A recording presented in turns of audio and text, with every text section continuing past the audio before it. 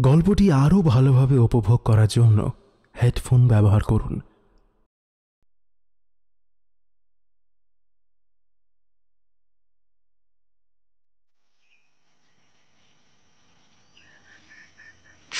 December 2011, Darjeeling. শহরের কোলাহল থেকে একটু দূরে পাতলা শালবনির চাদরের মাঝে, ঠিক মাঝে নয় বরং একটু রাস্তার গা ঘেঁষে, বিশাল আকার এক দোতলা বাড়ি। এই বাড়িটি আর কারো নয়, এই শহরেরই এক বিত্তমান ধনী ব্যবসায়ী উইলিয়াম স্মিথের।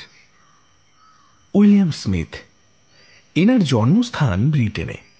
90-এর দশকে উইলিয়ামের বাবা ব্যবসার খাতিরে ভারতে চলে আসেন।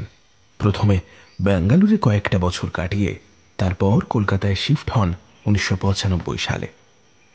উইলিয়ামের বিয়েও হয় কলকাতাতেই।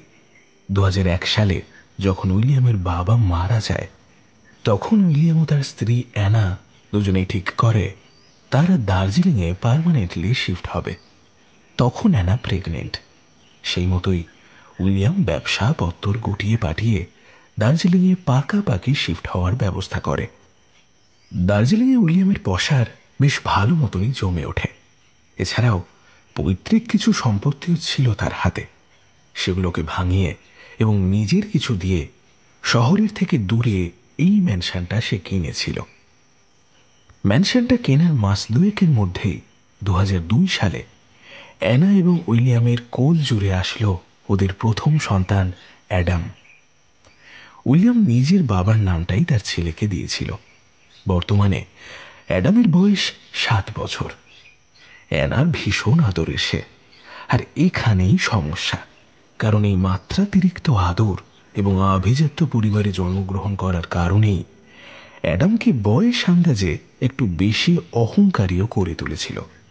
উইলিয়াম দিনের পর দিন ছেলের এই পরিবর্তনের চিন্তিত ছিল।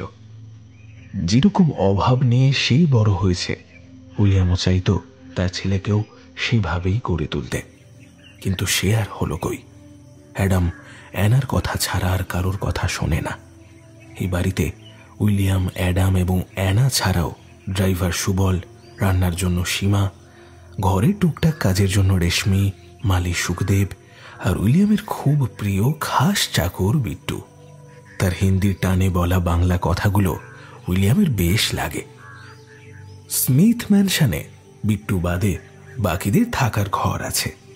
উইলিয়াম বিট্টুকে স্মিথ ম্যানশনেই থাকতে বলেছিল, কিন্তু বিট্টু থাকেনি।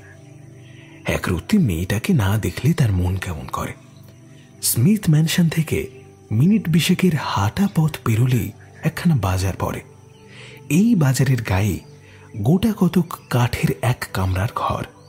এর মধ্যেই একদম শেষের ঘরখানিতে বিট্টু, তার বৃদ্ধা মা আর বছর 5-এর একরত্তি মেয়ে রাজ্যকে নিয়ে থাকে। রাজ্যর মা অর্থাৎ বিট্টুর স্ত্রী রাজ্যকে জন্ম দিতে গিয়ে মারা যায়। তারপর থেকেই রাজ্য বাবার দাদির কাছে মানুষ। খুব শান্ত লক্ষ্মী মেয়ে।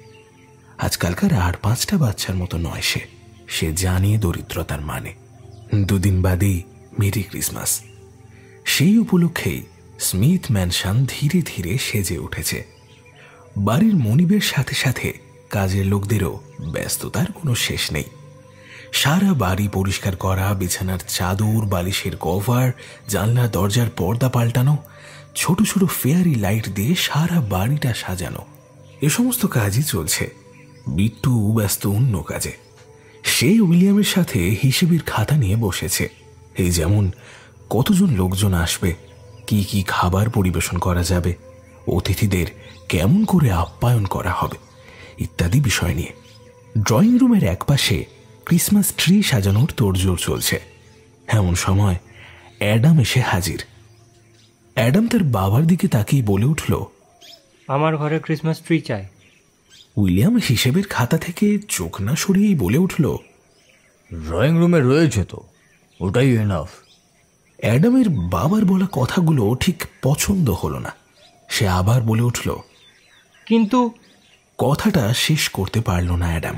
উইলিয়াম ধমকে উঠে বলল, তুমি কি একবার বলাতে শুনতে পাও না?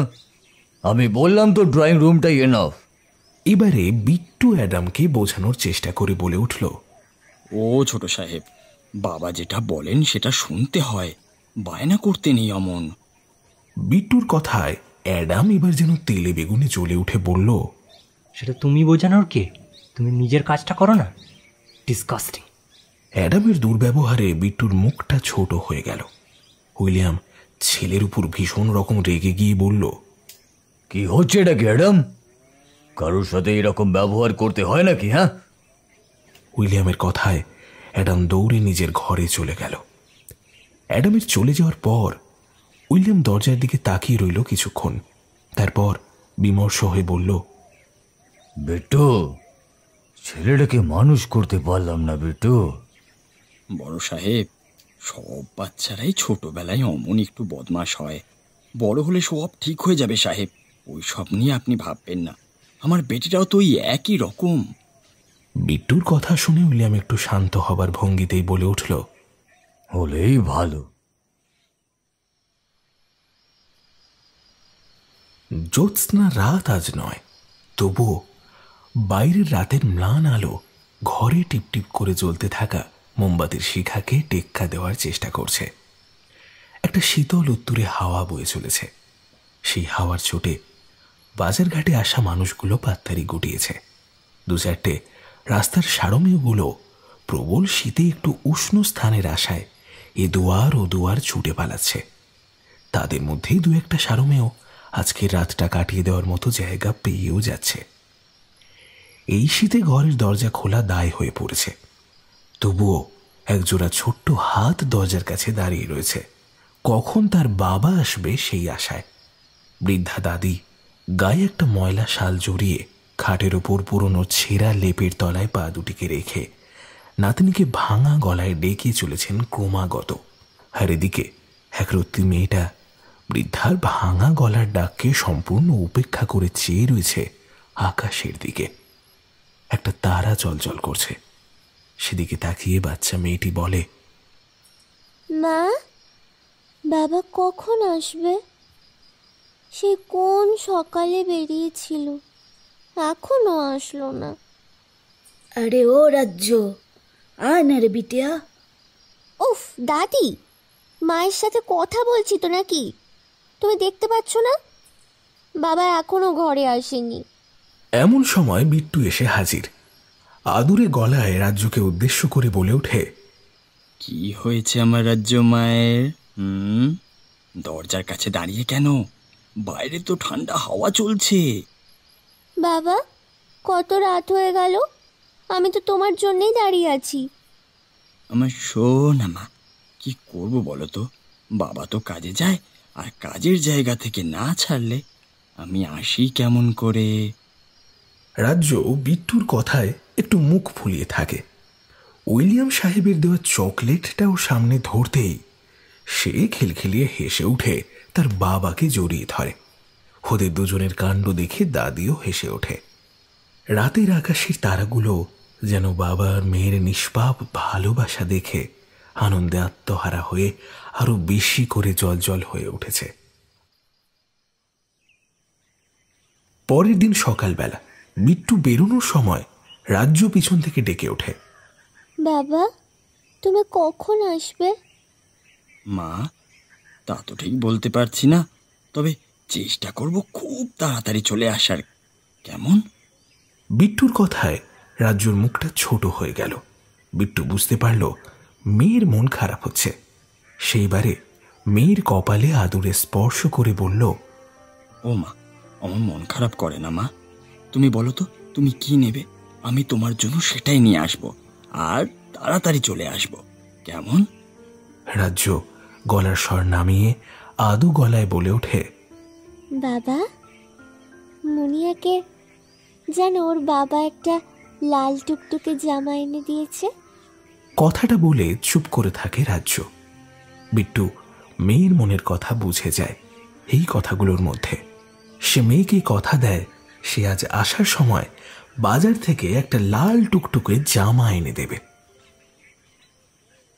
স্মিথ ম্যানশনে সারাদিন ব্যস্ততার মধ্যে কাটানোর পর সন্ধ্যে থেকে বিট্টুর ব্যস্ততা চরমে পৌঁছল। সবে সন্ধে 6টা বাজে। পাহাড়ি অঞ্চলে সন্ধেটা বেশ ঝুপ করেই নামে, তবে এখনো গেস্টরা এসে পৌঁছায়নি। তবুও কাজের কি আর শেষ আছে?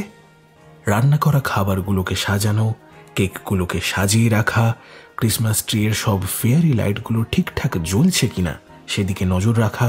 একবার উইলিয়াম সাহেবের ডাক আসে, তো আবার অ্যানা মেম সাহেবের ডাক আসে। এই সমস্ত ব্যস্ততার মধ্যে কখন যে 6টার কাঁটাটা 7:30টায় গিয়ে পৌঁছল সেটা খেয়াল রইল না বিট্টুর। এদিকে রাত একটু বাড়তেই রাজ্য উসখুস করতে শুরু করে দিল। কখন তার বাবা আসবে এই ভেবে সে রোজের মতোই দরজার কাছে দাঁড়িয়ে থাকে। খানিকক্ষণ সেই জ্বলতে থাকা তারাটার সাথে কথা বলে সে, কিন্তু কিছুতেই আর তার মন মানতে চায় না। এদিকে দাদি রাজ্যকে বোঝাতে থাকে বাবা তাড়াতাড়ি চলে আসবে, আর বাবা তার জন্য সুন্দর একটা লাল রঙের জামাও নিয়ে আসবে। সেই সাহেবের বাড়ি থেকে অনেক খাবারও সে নিয়ে আসবে। কিন্তু মেয়েকে কিছুতেই আর শান্ত করা যাচ্ছে না। সেইবারে কাঁদো কাঁদো গলায় বলতে থাকে, দাদি, আমার লাল টুকটুকে জামা লাগবে না দাদি, আমাকে আমার বাবার কাছে নিয়ে চলো দাদি। ও দাদি, চলো না দাদি। বিট্টুরও এবার মন কেমন করতে থাকে রাজ্যর জন্য। সে সকালে আসার সময় মেয়েকে কথা দিয়ে এসেছিল যে লাল রঙের একটা জামা নিয়ে যাবে, কিন্তু গেস্টদের আনাগোনা ধীরে ধীরে বেড়েই চলেছে, আর সেই সাথেই বেড়ে চলেছে বিট্টুর কাজ। এইদিকে গেস্টদের ওয়াইন দিতে হবে, তো ওই দিকের গেস্টদের কফি। আবার গেস্টদের সাথে আসা বাচ্চাগুলোর কারুর কেক চাই, তো আবার কারুর চকলেট। চারিদিকে শুধু মানুষের সমাগম, আর তার সাথেই বিট্টু নামের হাক ডাক। ছোট্ট বাচ্চা মেয়েটির জেদের কাছে হার মেনে বছর 70-এর বৃদ্ধা এই প্রবল শীতেও বেরোতে বাধ্য হলেন। 8:30 নাগাদ রাজ্য এমন বায়না করতে শুরু করল যে আর চুপ করে বসে থাকতে পারলেন না সেই বৃদ্ধা। মেয়েটাকে আগের বছরের পাওয়া গোলাপি রঙের সোয়েটারটা পরিয়ে আর নিজে তার স্বামীর কাছ থেকে পাওয়া পুরনো আমলের একটা কাশ্মীরি শাল জড়িয়ে সাহেবের বাড়ির দিকে হাঁটতে লাগলেন। বিট্টু অনেকক্ষণ ধরে উসখুস করার পর শেষ বেলায় উইলিয়াম সাহেবকে ডেকে আমতা আমতা করে বলল, বড় সাহেব, বলছিলাম যে আমি একটিবার বাড়ি যাব। কিন্তু কেন? আসলে সকালবেলা আসার সময় মেয়েটাকে কথা দিয়ে এসেছিলাম যে আজ একটু তাড়াতাড়ি বাড়ি যাব, ওর জন্য একটা লাল রঙের জামা নিয়ে যাব, সেই জন্যই আর কি বড় সাহেব। কথাটা শেষ করা মাত্রই অ্যানা এসে হাজির হলো। বিট্টুর বলা কয়েকটা কথা তার কানে গেছিল। সে প্রথমে বিট্টুর দিকে আর তারপরে উইলিয়ামের দিকে তাকিয়ে বলে উঠল, গেস্টদের ডিনারের ব্যবস্থা করতে হবে, এখন বাড়ি গেলে আমি এদিকে সামলাবো কি করে? কিন্তু কিন্তু ম্যাম সাহেব। অ্যানা বিরক্তির সাথে ঝাঁঝিয়ে উঠল, আহা, বললাম তো গেস্টদের ডিনারের ব্যবস্থা করতে হবে, কথা একবারে কানে যায় না নাকি? কথাটা বলেই অ্যানা সেখান থেকে চলে গেল। উইলিয়াম বিট্টুর দিকে করুণ দৃষ্টিতে তাকিয়ে থেকে বলল, বিট্টু, এখন 8টা বাজে, তুমি 8:45 নাগাদ বাড়ি ফিরেছ, আর আমি রেশমিকে দিয়ে লাল রঙের ফ্রক বাজার থেকে আনিয়ে রাখছি, কেমন? আচ্ছা, ঠিক আছে বড় সাহেব, তাহলে তাই হবে খন। রাজ্য আর তার দাদি যখন স্মিথ ম্যানশনের সুবিশাল লোহার গেটের সামনে এসে দাঁড়ালো, তখন স্মিথ ম্যানশনের ভিতরের বড় দেওয়াল ঘড়িটাতে 9টার ঘন্টা ঢং ঢং করে বেজে উঠল। সেই শব্দ শোনা মাত্রই উইলিয়াম বিট্টুর খোঁজ করতে লাগল। রেশমি ততক্ষণে বাজার থেকে খুব সুন্দর একটা লাল রঙের ফ্রক এনে দিয়েছে। রাজ্য অবাক দৃষ্টিতে তাকিয়ে থেকে বলে, দাদি, কি সুন্দর লাগছে দেখো। বাবা এখানে কাজ করে দাদি? রাজ্যর দাদি রাজ্যর দিকে তাকিয়ে স্মিত হেসে বলে, হ্যাঁ রে বিটিয়া, তোর বাবা এখানে কাজ করে। এই সমস্ত কথোপকথনের মধ্যে দারোয়ান এসে হাজির হলো। কি চাই তোমাদের? এখানে কি করছো? আমি বিট্টুর মা, আর এটা ওর বিটিয়া আছে। আমরা বিট্টুর সাথে দেখা করতে এসেছি।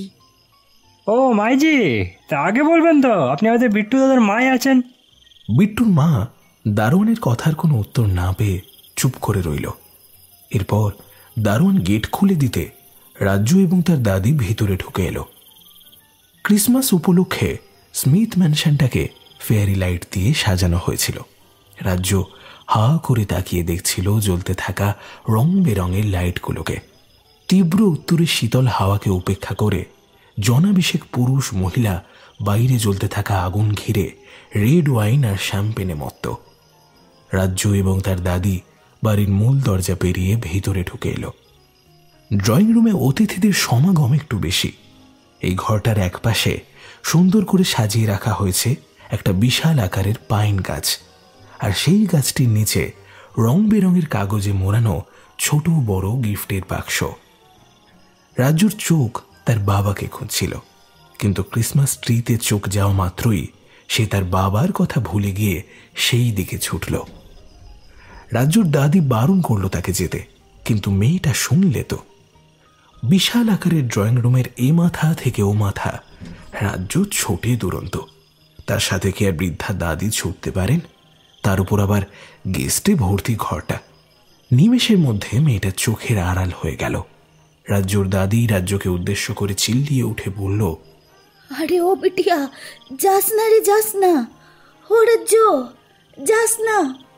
বৃদ্ধার কাতর স্বরে ডাকাডাকিতে ভিড়ের মধ্যে থাকা কয়েকজন সাহেব মেমের দৃষ্টি আকর্ষণ করল, কিন্তু তারা সেরকমভাবে গুরুত্ব দিল না বৃদ্ধাকে। ক্রিসমাস ট্রির ঠিক পাশ দিয়েই একটা দরজা চলে গেছে করিডোরের দিকে। রাজ্য ক্রিসমাস ট্রির কাছে গিয়ে রং বেরঙের গিফটগুলো দেখে আপ্লুত হয়ে গেল। একটা গিফট বাক্সে হাত দিতে যাবে এমন সময় একটা ক্ষীণ শব্দ তার কানে গেল। গিফটের বাক্স ছেড়ে রেখে ক্রিসমাস ট্রির পিছন দিকের দরজাটা দিয়ে সোজা করিডোরে গিয়ে পৌঁছালো রাজ্য। লম্বা করিডোর, এ মাথা থেকে ও মাথা ঠিক ঠাউর করা যায় না। করিডোরের ঠিক মাঝখানে একটা সিঁড়ি। গুটি গুটি পায়ে মেয়েটা ওপরে উঠে আসে। সিঁড়িটা সোজা চলে গেছে দোতলায়। রাজ্য সিঁড়ি দিয়ে উঠে একটা দরজার সামনে দাঁড়ায়। সেই শব্দটা ঘরের ভিতর থেকেই আসছে।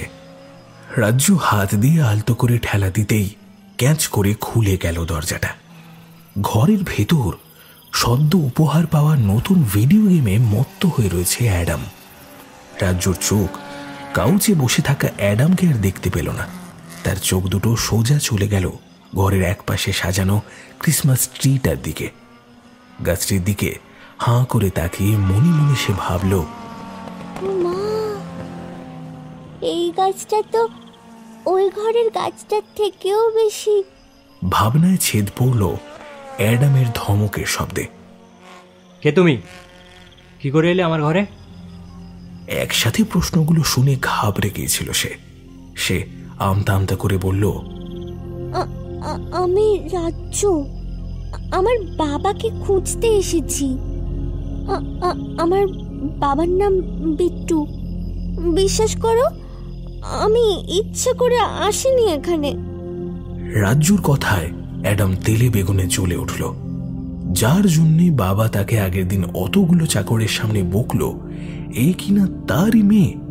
অ্যাডাম এবারে রাজ্যর দিকে তেড়ে গেল আর বলতে লাগলো, বেরিয়ে যাও আমার ঘর থেকে, ভিখিরি কোথাকার। রাজ্যুর অ্যাডামের কথাগুলো খুব খারাপ লাগলো। সে বলে উঠল, এই শোনো, আমরা মোটেও ভিখিরি নই, বুঝলে? কথাটা বলতে বলতে সে পিছন পায়ে পেছোতে লাগলো। অ্যাডাম ক্রূঢ়ভাবে হেসে বলল, ভিখিরি নয়, বেরো আগে আমার ঘর থেকে, বেরো। রাজ্য খেয়াল করল না সে পিছোতে পিছোতে কখন অ্যাডামের ঘর থেকে বেরিয়ে সিঁড়ির কাছে চলে এসেছে। এমন সময় হঠাৎ অ্যাডাম রাজ্যকে ধাক্কা মারল। ছোট্ট বাচ্চা মেয়েটা টাল সামলাতে না পেরে চিত হয়ে পড়ল সিঁড়ি দিয়ে। সিঁড়ির ধারগুলোতে রাজ্যর নরম মাথাটা লেগে মাথার পিছন দিকটা ফেটে রক্ত ছিটকে বেরিয়ে পড়তে লাগলো চারিদিকে। বাচ্চা মেয়েটার নরম শরীরটা যখন সিঁড়ি দিয়ে ক্ষত বিক্ষত হয়ে মেঝেতে এসে পড়ল, তখন মেয়েটার একটা হাত ভেঙে উল্টো দিকে ঘুরে গেছে। মাথার পিছনে লাগার ফলে একরাশ কালচে রক্ত চোখে মুখে লেপ্টে রয়েছে। যন্ত্রণায় কাতরাতে কাতরাতে উপরের দিকে তাকালো রাজ্য। অ্যাডাম সিঁড়ির উপরে তখনও দাঁড়িয়ে। ঠিক সেই সময় বিট্টু আর উইলিয়াম রান্নাঘর থেকে বেরোচ্ছিল। রাজ্যর দেহটা বিট্টুর চোখে পড়তেই সদ্য আনা লাল রঙের ফ্রকটা হাত থেকে খসে পড়ল। চিৎকার করে উঠল বিট্টু, রাজ্য রাজ্য! বিট্টু দৌড়ে রাজ্যর কাছে গিয়ে রাজ্যকে কোলে তুলে নিল। রাজ্য যন্ত্রণায় কাতরাতে কাতরাতে বিট্টুকে বলল, বাবা, তুমি তো বলেছিলে।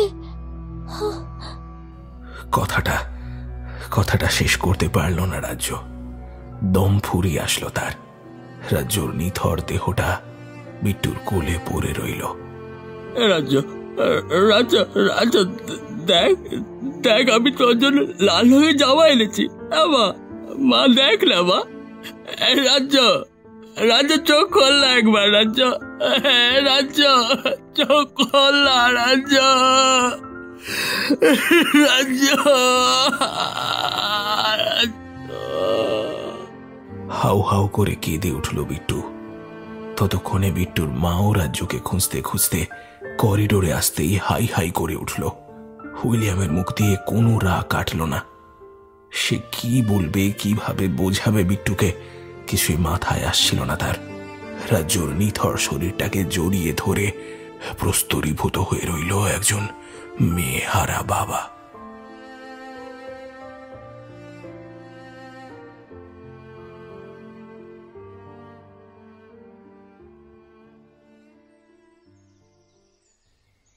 ডিসেম্বর 2022, কলকাতা। ফোনে অ্যালার্মের বিপ বিপ শব্দ কানে আসতেই ঘড়ির মধ্যে চোখ খুলে তাকালো সৌরজিৎ। সময় ভোর 5টা। ডিসেম্বরের শীতটা বেশ জাঁকিয়ে বসেছে। উঠতে ইচ্ছে করছে না, তবুও পেটের দায়ে উঠতেই হবে। সৌরজিৎ একদম মডার্ন, স্মার্ট, গম্ভীর এবং শান্ত স্বভাবের ছেলে।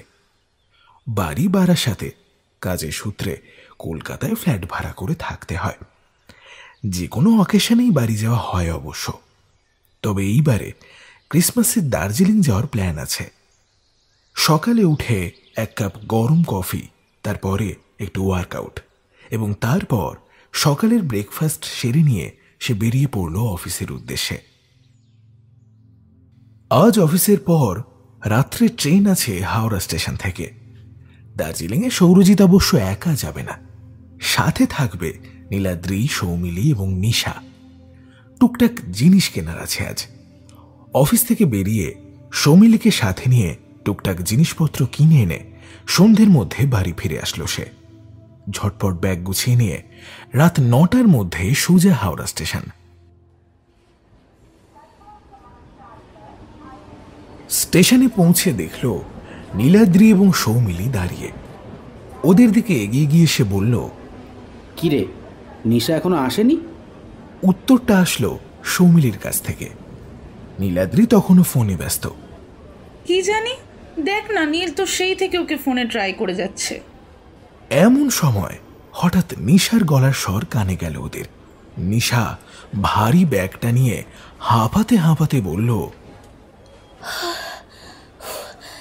সরি রে, আসতে লেট হয়ে গেল, আমি উবার পাচ্ছিলাম না। নিশার অবস্থা দেখে নীলাদ্রি বলে উঠল, থাম থাম একটু, যেভাবে হাঁপাচ্ছিস তোকে দেখে তো মনে হচ্ছে এক্ষুনি হার্ট অ্যাটাক হয়ে যাবে। আর বলিস না, উবারটা না আসলে হার্ট অ্যাটাক হয়ে যেত। আরে নে নে, হয়েছে হয়েছে, উফ, ট্রেন ঢুকে যাবে তো, চল চল। সৌরজিতের কথায় বাকিরা সায় দিয়ে এগিয়ে চলল।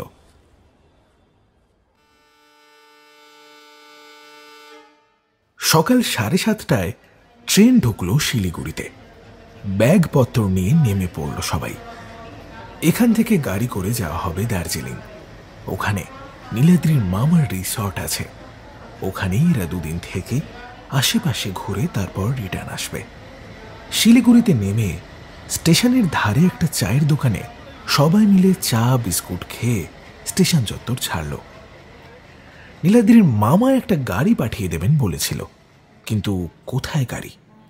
গাড়ি দেখতে না পেয়ে নিশা নীলাদ্রির দিকে একটু ব্যঙ্গের সুরে বলে উঠল, কিরে, তোর মামা গাড়ি পাঠাবে তো, নাকি অকাল কুষ্মণ্ড ভাগ্নের কথা ভুলেই গেছে? নিশার কথায় সৌমিলি হো হো করে হেসে উঠল। সৌরজিৎ হেসে ফেলল। নীল এবার একটু রেগে গিয়ে বলল, ভাট বকিস না। নীলাদ্রির কথায় আবার হাসির রোল উঠল বাকিদের মধ্যে। স্টেশন থেকে পেটাই পরোটা, আলুর দম আর জিলাপি সহযোগে জলখাবার সেরে নিল সকলে। বেলা 9টা নাগাদ একটা মেরুন রঙের স্করপিও এসে দাঁড়ালো।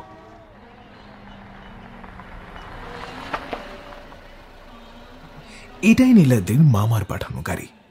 উঠে পড়ল সবাই।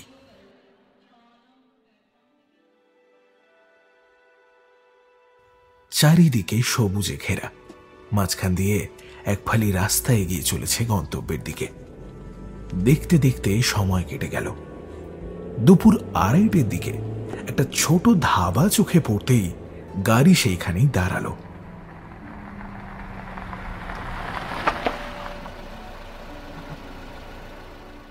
স্বাভাবিকভাবেই সকলের পেটেই ইঁদুর দৌড়াচ্ছিল। তাই জন্যই পোলট্রি মুরগির মাংস আর বাসমতি চালের ভাতের সহযোগে দুপুরের খাবারটা বেশ জমে গেল সৌরজিৎদের। খাওয়া দাওয়া সেরে প্রায় 3:30 নাগাদ গাড়ি ছাড়ল দার্জিলিং এর উদ্দেশ্যে। সৌরজিৎরা ভেবেছিল সন্ধ্যের মধ্যেই পৌঁছে যাবে, তাহলে রাতে অন্তত ক্রিসমাস নাইটটা সেলিব্রেট করতে পারবে। কিন্তু রাস্তার যা অবস্থা, রাত 10টার মধ্যে পৌঁছতে পারলেই হয়। সবে সন্ধে নেমেছে। এমন সময় নিশা চিৎকার করে বলল, এই সৌমিলি, দেখ বরফ পড়ছে। হ্যাঁ রে, এদিকে যে বরফ পড়ে তা তো জানতামই না, আর সেরকম তো ঠান্ডাও নেই। সৌমিলির কথায় ড্রাইভার আধো হিন্দি আধো বাংলা ভাষায় বলে উঠল, মেম সাহেব, আপনি গাড়ির ভিতরে আছেন বলে ঠান্ডা লাগছে না, বাইরে মাইনাস কি নিচে টেম্পারেচার আছে। কিন্তু দাদা, আমি এর আগেও দার্জিলিংয়ে এসেছি, এই রাস্তাটা তো আগে দেখিনি। সব লেট হয়ে গেছে, ইসিলিয়ে আমি শর্টকাট ধরেছি। প্রায় 15 কিলোমিটার রাস্তা মাইনাসের নিচে টেম্পারেচার থাকে, তারপর আর বরফ থাকে না। গাড়ির জানলা দিয়ে বাইরের সাদা চাদরের মতো ছড়িয়ে থাকা বরফ যেন প্রকৃতির শোভা আরো বেশ কয়েক গুণ বাড়িয়ে দিচ্ছে। সেই বরফ দেখে নিশা আরো উৎসাহিত হয়ে আবারও বলে ওঠে, ওয়াও, কি সুন্দর লাগছে। এই সুরজিৎ, একবার গাড়িটা দাঁড় করানো যাবে না রে? তাহলে একটু বরফে দুটো ফটো ক্লিক করা যেত। সৌরজিৎ নিশার কথায় এবার একটু রাগত স্বরে বলল, পাগল নাকি? হ্যাঁ, কটা বাজে খেয়াল আছে? এখন গাড়ি দাঁড় করানোই যাবে না, এমনিতেই অনেক লেট হয়ে গেছে। ড্রাইভার কথাটা শেষ করতে দিল না। সে একটু বিজ্ঞের সুরে বলে উঠল, মেম সাহেব, গাড়ি দাঁড় করলে গাড়ি আর স্টার্ট দিতে পারবো না, গাড়ির ইঞ্জিন বসে যাবে।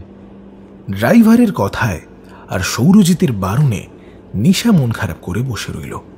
এদিকে গাড়ি ছুটে চলল হনহনিয়ে। নিশার চোখটা লেগে এসেছিল।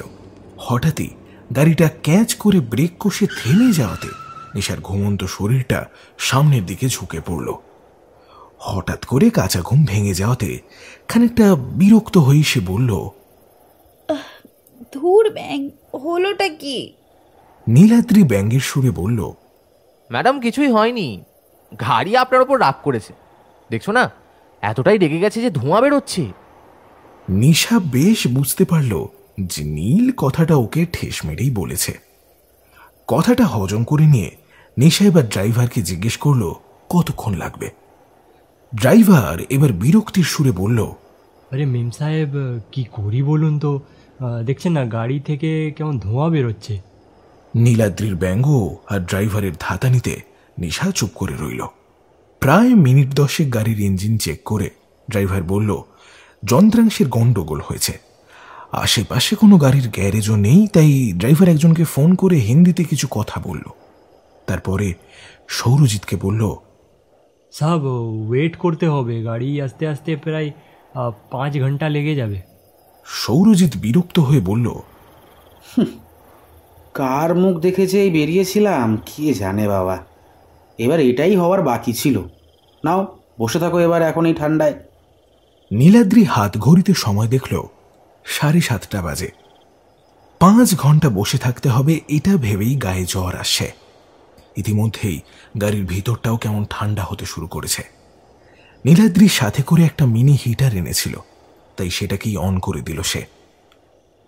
এখন থেকে শুধুই অপেক্ষা। ফোনগুলোর চার্জও শেষের দিকে, তাই সাহস করে কেউ আর ফোনে সময় কাটাতে গেল না। গাড়ির হেডলাইটটাতে একজন মানুষের অবয়ব চোখে পড়ল সৌরজিতের। ক্রমেই মানুষটা গাড়ির সামনে আসতে দেখা গেল।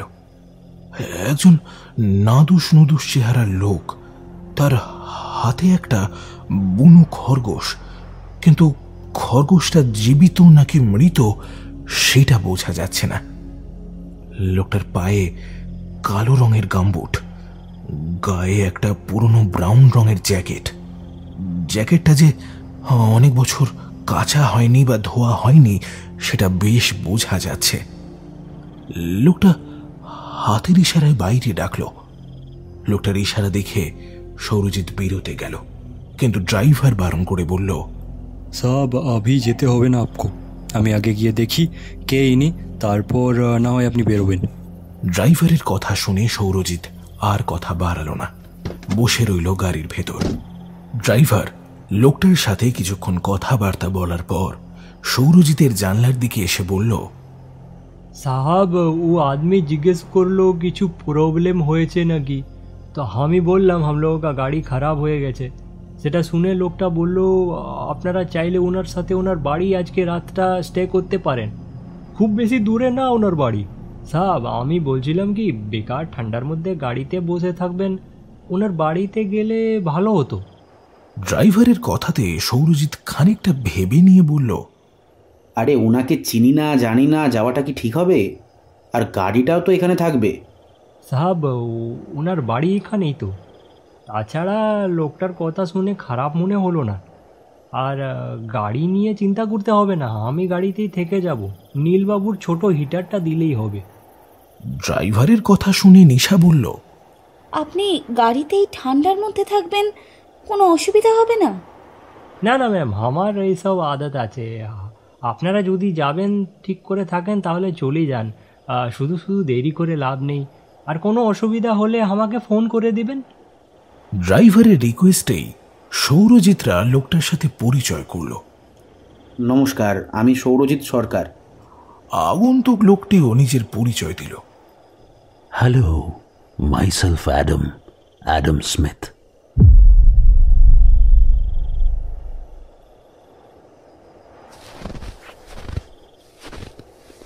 গোড়ালি ডুবন্ত বরফ ভেঙে সৌরজিৎ, নীলাদ্রি, নিশা আর সৌমিলি এসে পৌঁছল এক বিশাল বাড়ির সামনে। বাড়িটির চারপাশ চেয়ে কোনো এককালে উঁচু পাঁচিল দিয়ে ঘেরা ছিল, সেটা পাঁচিলের ধ্বংসস্তূপ দেখেই বোঝা যাচ্ছে। চারিদিকটা ঘুটঘুটে অন্ধকারে ছেয়ে রয়েছে। অ্যাডাম বাড়ির দরজাটা খুলে ভেতরে প্রবেশ করল এবং অ্যাডামের পিছু পিছু বাকিরাও ভেতরে ঢুকে এলো। বাড়ির ভেতরটা বাইরের থেকেও বেশি ঘুটঘুটে। নীলাদ্রি চারিদিকের অন্ধকার দেখে বলে উঠল, বলছি এখানে কোনো ইলেকট্রিসিটি নেই? না স্যার, তবে মোমবাতি আছে, সেটাতেই কাজ চালাতে হবে। বুঝলি তো নিশা, আমার আর ঠিক লোকটাকে সুবিধার ঠেকছে না। দেখ না, কোনো কথা নেই, বার্তা নেই, কেমন যেন অন্য রকমের টাইপের। তা যা বলেছিস। বাড়ির ভেতর প্রবেশ করে অ্যাডাম দুটো বড় সাইজের মোমবাতি জ্বালিয়ে দিল। এরপরে সৌরজিৎকে উদ্দেশ্য করে জিজ্ঞেস করল কতগুলো রুম লাগবে। সৌরজিৎ দুটো রুমের চাবি চাইল। গাড়ির ভেতরেই সব আলোচনা হয়ে গেছিল ওদের।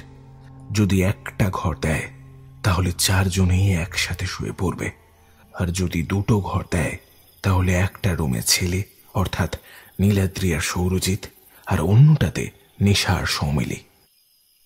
রুমের চাবি নিয়ে আরেক হাতে বড় বড় দুটো মোমবাতি জ্বালিয়ে 4 জনেই চলল উপরের রুমের দিকে। ব্যাগপত্র রেখে চারজনে পাশাপাশি রাখা দুটো ঘরের একটাতে বসে আগামীকাল কি করবে, কারণ যা ভেবে এসেছিল তার সবটাই নষ্ট হয়ে গেল। এ সমস্তই টুকটাক কথাবার্তা বলতে লাগলো। মিনিট 10 পরে দরজায় খুটখুট শব্দ হতে নীল গিয়ে দরজাটা খুলে দিল।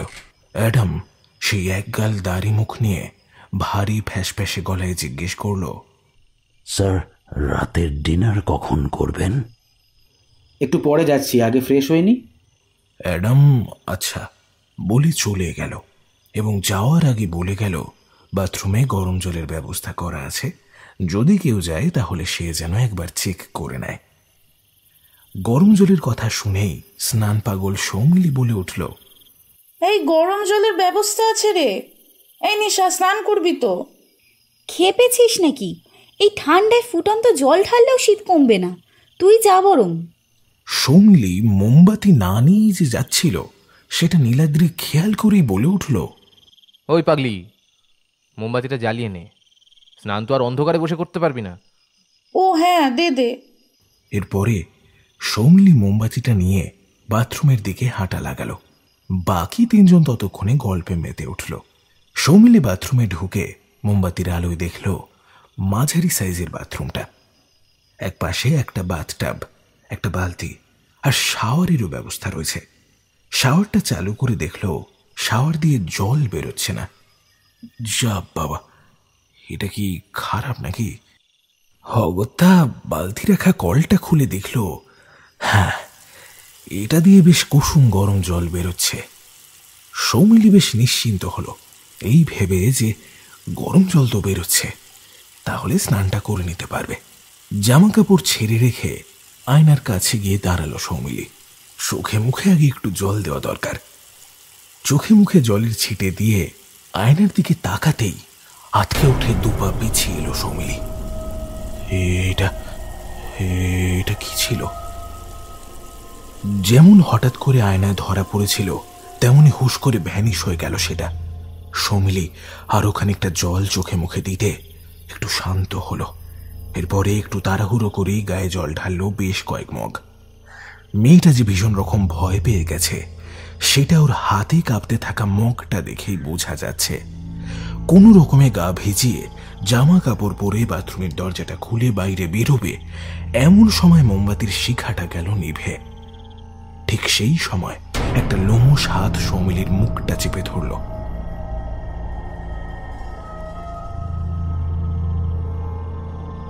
প্রায় 1.25 ঘন্টা হতে চলল, সৌমিলি এখনো স্নান করে ফিরল না। নিশার মনে এই কথাটা আসতেই সে সৌরজিৎকে বলল, মেয়েটা সেই কখন গেছে, একবার তো দেখতে পারতিস গিয়ে। নিশার কথায় নীলাদ্রি বলল যে ও আর সৌরজিৎ গিয়ে দেখছে। নিশা যেন ঘরেই বসে। নিশা প্রথমটায় রাজি হতে চাইল না। সে বলল, আমি ঘরে একা একা থাকবো না, আমিও যাব তোদের সাথে। এই দেখ, পাগলামি করিস না বুঝলি, তাছাড়া বাথরুমটা তো আর খুব বেশি দূরে নয়। কিন্তু সৌরজিতের কথায় কাজ হলো। নিশা ঘরেই রইল। সৌরজিৎ আর নীলাদ্রি সৌমিলিকে ডাকতে গেল। দোতলার লম্বা করিডোরের একদম শেষে রয়েছে বাথরুমটা। এই নীল, বলছি টর্চ লাইট এনেছিস তো? এনেছি। জ্বালাতো, মোমবাতির আলোয় কিচ্ছু দেখা যাচ্ছে না। সৌরজিতের কথায় নীলাদ্রি হাতে ধরে থাকা টর্চটা জ্বালিয়ে এগোতে থাকলো বাথরুমের দিকে। বাথরুমের কাছে এসে 2-3 বার দরজা ধাক্কা দিল সে। নীলাদ্রি ডেকে উঠল, সৌমিলি, সৌমিলি, এই সৌমিলি। ভেতর থেকে কোনো সাড়া পাওয়া গেল না। কি করি বলতো? দরজা ভাঙতে হবে নাকি? নীলাদ্রির কথায় সৌরজিৎ আশ্বাসের সুরে বলে উঠল, আরে দাঁড়া, আগে থেকে এত উতলা হচ্ছিস কেন? আর 2-1 বার ডাক। কথাটা বলেই সৌরজিৎ আরো 2-1 বার ডাকলো, কিন্তু তবুও কোনো সারা শব্দ নেই। দরজা ভাঙতে হবে। নীলাদ্রি কথাটা বলাতেই দরজাতে দুজনে মিলে ধাক্কা দিতে শুরু করলো। অনেক দিনের পুরনো কাঠের দরজা। দুজন জোয়ান মানুষের ধাক্কা সইতে পারল না। হুড়মুড়িয়ে ভেঙে পড়ল সেটা। টর্চের আলো এবার বাথরুমের ভিতরে গিয়ে পড়ল। কিন্তু এ কি, কোথায় কোথায় সৌমিলি? এক পাশে পড়ে রয়েছে মোটা সোয়েটার আর সৌমিলির মাথায় থাকা উলের টুপিটা। চারিদিকে টর্চের আলো দিয়ে দেখতে দেখতে চোখ পড়ে গেল ওদের বাথরুমের উপরে থাকা জানলাটা ভাঙা রয়েছে। দুজনে একবার দুজনের মুখের দিকে তাকিয়ে ছুটল নিচের দিকে। নিচে কেউ কোথাও নেই। সোজা বেরিয়ে এলো মূল দরজা দিয়ে বাইরে। বাড়ির পিছন দিকটা, অর্থাৎ যেদিকে বাথরুম রয়েছে, সেখানে যেতেই দেখল পাতলা বরফের চাদরের উপর ভারী কিছু টেনে নিয়ে যাওয়ার দাগ চোখে পড়ল ওদের। আরো একটা জিনিস চোখে পড়ল ওদের, সেটা হলো বরফে ছড়িয়ে ছিটিয়ে থাকা লালচে দাগ। সেটা যে রক্তেরই দাগ, সে বিষয়ে আর কোনো সন্দেহ রইল না ওদের। চমকে উঠল ওরা। কি করবে কি না করবে কিছুই আর মাথায় আসছিল না ওদের। নীলাদ্রি বলল, সৌরজিৎ, আমি দাগ ফলো করে দেখছি সমিলি কোথায় গেল। তুই বরং নিশার কাছে যাও, ঘরের ভেতর একা রয়েছে। আচ্ছা, তাই করছি। কিন্তু ভাই নীল, বেশি দূরে যাস না ভাই, এমনিতেই একটা অচেনা জায়গা। আচ্ছা। সৌরজিৎ আর নীলাদ্রি বেরিয়ে যেতেই খাটের উপর চুপ করে বসে রইল নিশা। সত্যি বলতে খুব চিন্তা হচ্ছিল সমিলির জন্য। মিনিট 10 পরে একটা দুম করে আওয়াজ কানে গেল নিশার। সেকেন্ড 5 পরে আবার দুম দুম করে শব্দ আসছে ওই করিডোরের শেষ দিকটা থেকে। ভয় পেয়ে গেল নিশা। বুকের ভেতরটা ডিপ ডিপ করতে শুরু করেছে। এগিয়ে যাবে নাকি দরজার দিকে, নাকি নাকি ভাবনায় ছেদ পড়ল মাথার পিছনে হঠাৎ একটা ভারী কিছুর আঘাতে। নিশা মাথার পিছনটা হাত দিয়ে চেপে ধরে একবার ঘুরে তাকালো। মোমবাতির আধো আলোয় শুধু একটা আবছায়া মূর্তি চোখে পড়ল। তারপরে ধূপ করে মুখ থুবড়ে পড়ে গেল মেঝেতে। চোখের উপরে অন্ধকারের চাদর নেমে এলো ওর। সৌরজিতের হাতে আলো জাতীয় কিছুই ছিল না, তবুও সে চাঁদের আলোয় যতটুকু সম্ভব দেখা যায় সেটাতেই এগোতে লাগলো। চাঁদের আলো তো বাইরে রয়েছে, ভিতরে তো আরো ঘুটঘুটে অন্ধকার। সৌরজিৎ পকেট হাতড়ে দেখলো লাইটারটাও সে আনেনি। এখন আর কিছুই করার নেই। কোনো রকমে হাতড়ে হাতড়ে সিঁড়ির কাছে গিয়ে পৌঁছলো সে। কি ওচাটে বাড়ি রে বাবা! হ্যাঁ, মানছি যে তোদের ইলেকট্রিসিটি নেই, তাই বলে একটা মোমবাতি জ্বালিয়ে রাখতে নেই। মিস্টার অ্যাডামের সাথে একবার দেখা হোক, বেশ করে কথা শুনিয়ে দেব। সিঁড়ি দিয়ে উঠে বাঁ পাশে থাকা ঘরটার মধ্যে ঢুকলো সে। ঘরটা ঘুটঘুটে অন্ধকার হয়ে রয়েছে। কি ব্যাপার, ঘরটা এরকম অন্ধকার কেন? নিশা কোথায়? সৌরজিৎ সে নিশাকে ডেকে উঠল। এই নিশা, নিশা! কোথায় গেল মেয়েটা? ঘরের পাশেই দেশলাই আর মোমবাতি রাখা আছে, সেটাও সন্ধেবেলায় দেখেছিল। তাই কোনো রকমে হাত রে দেশলাইটা জ্বেলিয়ে মোমবাতিটা জ্বালালো সে। কিন্তু এ কি, ঘরের কোথাও নিশা নেই। এবারে মোমবাতিটা নিয়ে পাশের ঘরে গেল সৌরজিৎ, কিন্তু না, এ ঘরেও কেউ নেই। তাহলে কোথায় গেল মেয়েটা? সৌরজিৎ মোমবাতিটা নিয়ে করিডোরে নেমে এলো। দু একবার নিশা নিশা বলে চিৎকার করে ডাকলো সে। ফাঁকা বাড়িটাতে সৌরজিতের গলার আওয়াজ প্রতিধ্বনিত হয়ে ফিরে এলো ওর কাছেই। মাথায় হাত দিয়ে বসে পড়লো ছেলেটা। হঠাৎই মাথার পিছনে তীব্র ব্যথার অনুভূতি হলো।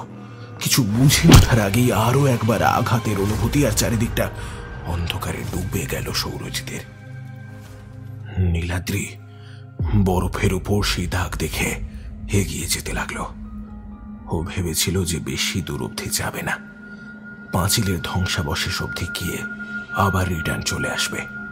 কিন্তু ভাঙা পাঁচিলের কাছে গিয়ে যা দেখলো তাতে ওর পিঠের শির দ্বারা বেয়ে একটা ঠান্ডা স্রোত নিচে নেমে গেল। পাঁচিলের থেকে হাত 10 দূরে পড়ে রয়েছে একটা মেয়ের নগ্ন প্রায় মৃতদেহ, আর সেই মৃতদেহের উপর চেপে বসেছে একটা মানুষ। না না, মানুষ নয়। কোনো মানুষের এরকম ঝাঁকানো শিং হয় নাকি? এমনকি মুখটাও কি বিভৎস।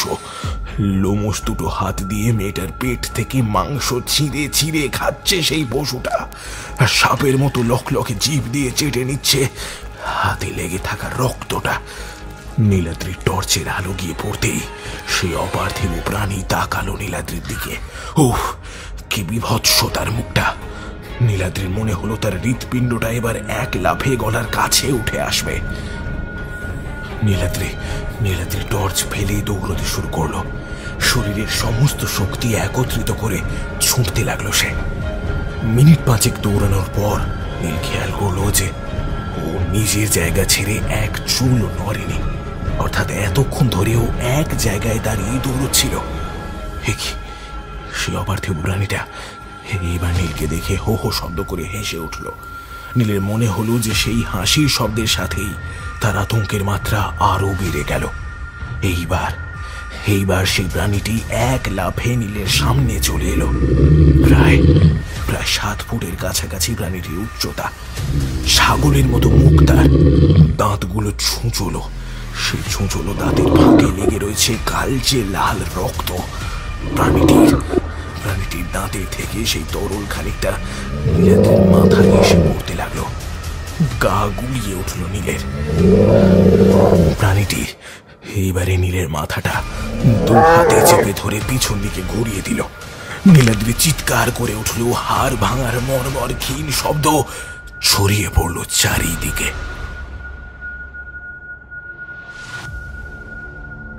জ্ঞান ফিরতেই মাথায় তীব্র ব্যথার অনুভূতি চোখ দিয়ে জল বার করে দিল নিশার।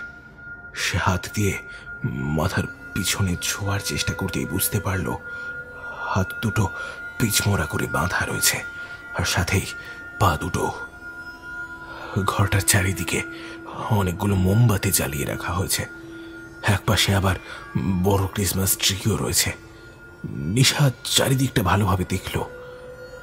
সোফার উপর বসে রয়েছে অ্যাডাম স্মিথ।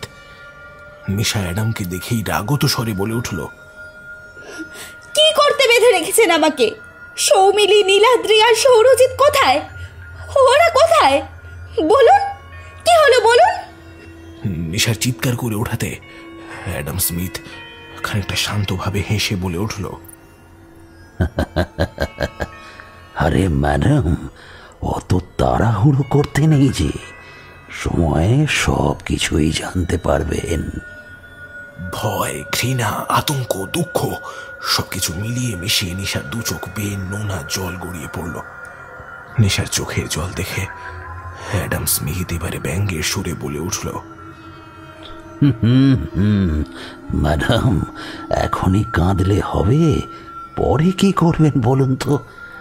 আচ্ছা, কাঁদবেন না, আমি একটা গল্প বলি, শুনুন। এক বড় লোকের ঘরের বদমাইশ শয়তান ছেলের গল্প, যে ছোটবেলায় তার বাড়ির খাস কাজের লোকের ছোট বাচ্চা মেয়েকে সিঁড়ি থেকে ফেলে দেয়। বাড়ির সকলে ভাবে মেয়েটি সিঁড়ি থেকে কোনোভাবে পা হড়কে পড়ে যায়, কিন্তু কেউ বুঝতেও পারে না যে সেই মেয়েটাকে বাচ্চা ছেলেটা ফেলে দিয়েছে।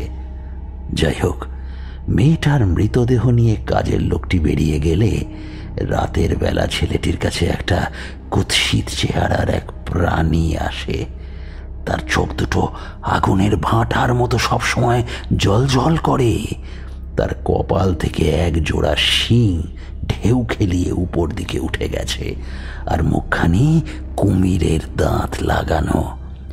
সেদিন প্রাণীটি ছেলেটিকে বলে সে অভিশাপিত হয়েছে, কারণ ক্রিসমাসের সময় ভালো বাচ্চাদের কাছে যেমন সান্টা ক্লজ আসে, ঠিক সেই রকমভাবেই খারাপ শয়তান বাচ্চাদের কাছে আসে সান্টা ক্লজের টুইন ব্রাদার।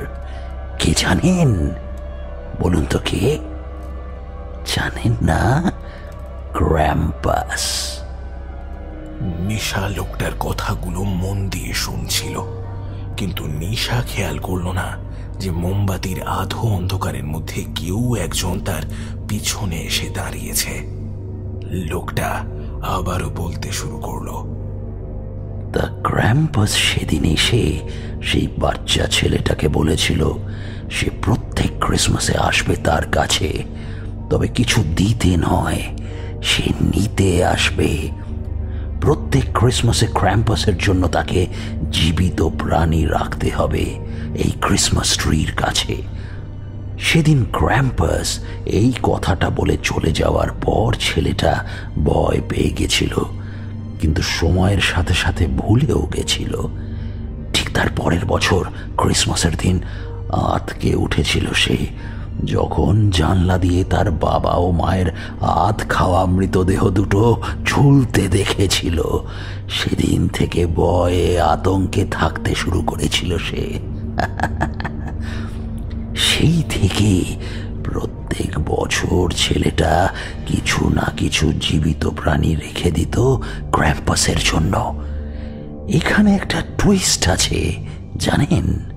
টুইস্ট। অ্যাডামের কথায় নিশা তার দিকে জিজ্ঞাসু দৃষ্টিতে তাকালো। বলছি বলছি বলছি সেই 10 বছরের ছেলেটা এখনো এই অভিশাপ বয়ে নিয়ে বেড়াচ্ছে। তার নাম কি জানেন? Adam Smith. অ্যাডামের কথা শেষ হওয়ার মুহূর্তেই একটা ভারী লোমো শরীর পিছমোড়া করে বাঁধা নিশার শরীরের ওপর গিয়ে পড়ল। তার বড় বড় কুমিরের মতো ছুচলো দাঁত বসে গেল নিশার চোখ নাক বরাবর। কড়মড় করে হাড় চেবানোর শব্দ বন্ধ ঘরটায় ঘুরে বেড়াতে লাগলো। এক সময় পড়ে রইল নিশার অর্ধেকটা মাথা খুবলে নেওয়া হাত খাওয়া শরীরটা। সৌরজিৎ পাশের ঘরে অচৈতন্য হয়ে পড়েছিল। জ্ঞান ফিরতেই উঠে বসতে গেল, কিন্তু মাথার অসহ্য যন্ত্রণায় সে আবার শুয়ে পড়ল। প্রায় মিনিট 10 পড়ে থাকার পর শরীরের সব শক্তি একত্রিত করে উঠে বসল সে। একটা কটমট শব্দ কানে যেতেই ঝিমুনি ভাবটা যেন কেটে গেল। কোন রকমে টেনে হিচড়ে ঘর থেকে বেরিয়ে এলো সে। বাইরের ঘরের দরজার কাছে এসে দাঁড়িয়েছে সবে। চারিদিকে কয়েকটা মোমবাতি জ্বালানো রয়েছে। সেই মোমবাতির আলোয় দৃশ্যটা দেখেই বুকের ভেতরটা ধক করে উঠল ওর। একপাশে নিশার হাত খাওয়া মৃতদেহ পড়ে রয়েছে, আর তার উপর চেপে বসেছে একটা অপার্থিব শরীরের অধিকারী এক প্রাণী। প্রাণীটি নিশার বাম হাতের আঙুলগুলো চিবোতে ব্যস্ত। সৌরজিৎ এক পা করে এগোতে গেল। এমন সময় একটা কাগজের উপর পা পড়তেই একটু অবাক হলো। নিচু হয়ে কাগজটি তুলে নিয়ে দেখলো তাতে কিছু লেখা রয়েছে। এদিকে প্রাণীটি তখনও নিশার শরীরের নরম মাংস ভক্ষণ করতে ব্যস্ত। সৌরজিৎ ঘরের এদিকে ওদিকে চেয়ে নিয়ে একবার সিলিং এর দিকে তাকালো। সিলিং থেকে ঝুলছে একজনের দেহ। দেহটি আর কারো নয়, মিস্টার অ্যাডাম স্মিথের।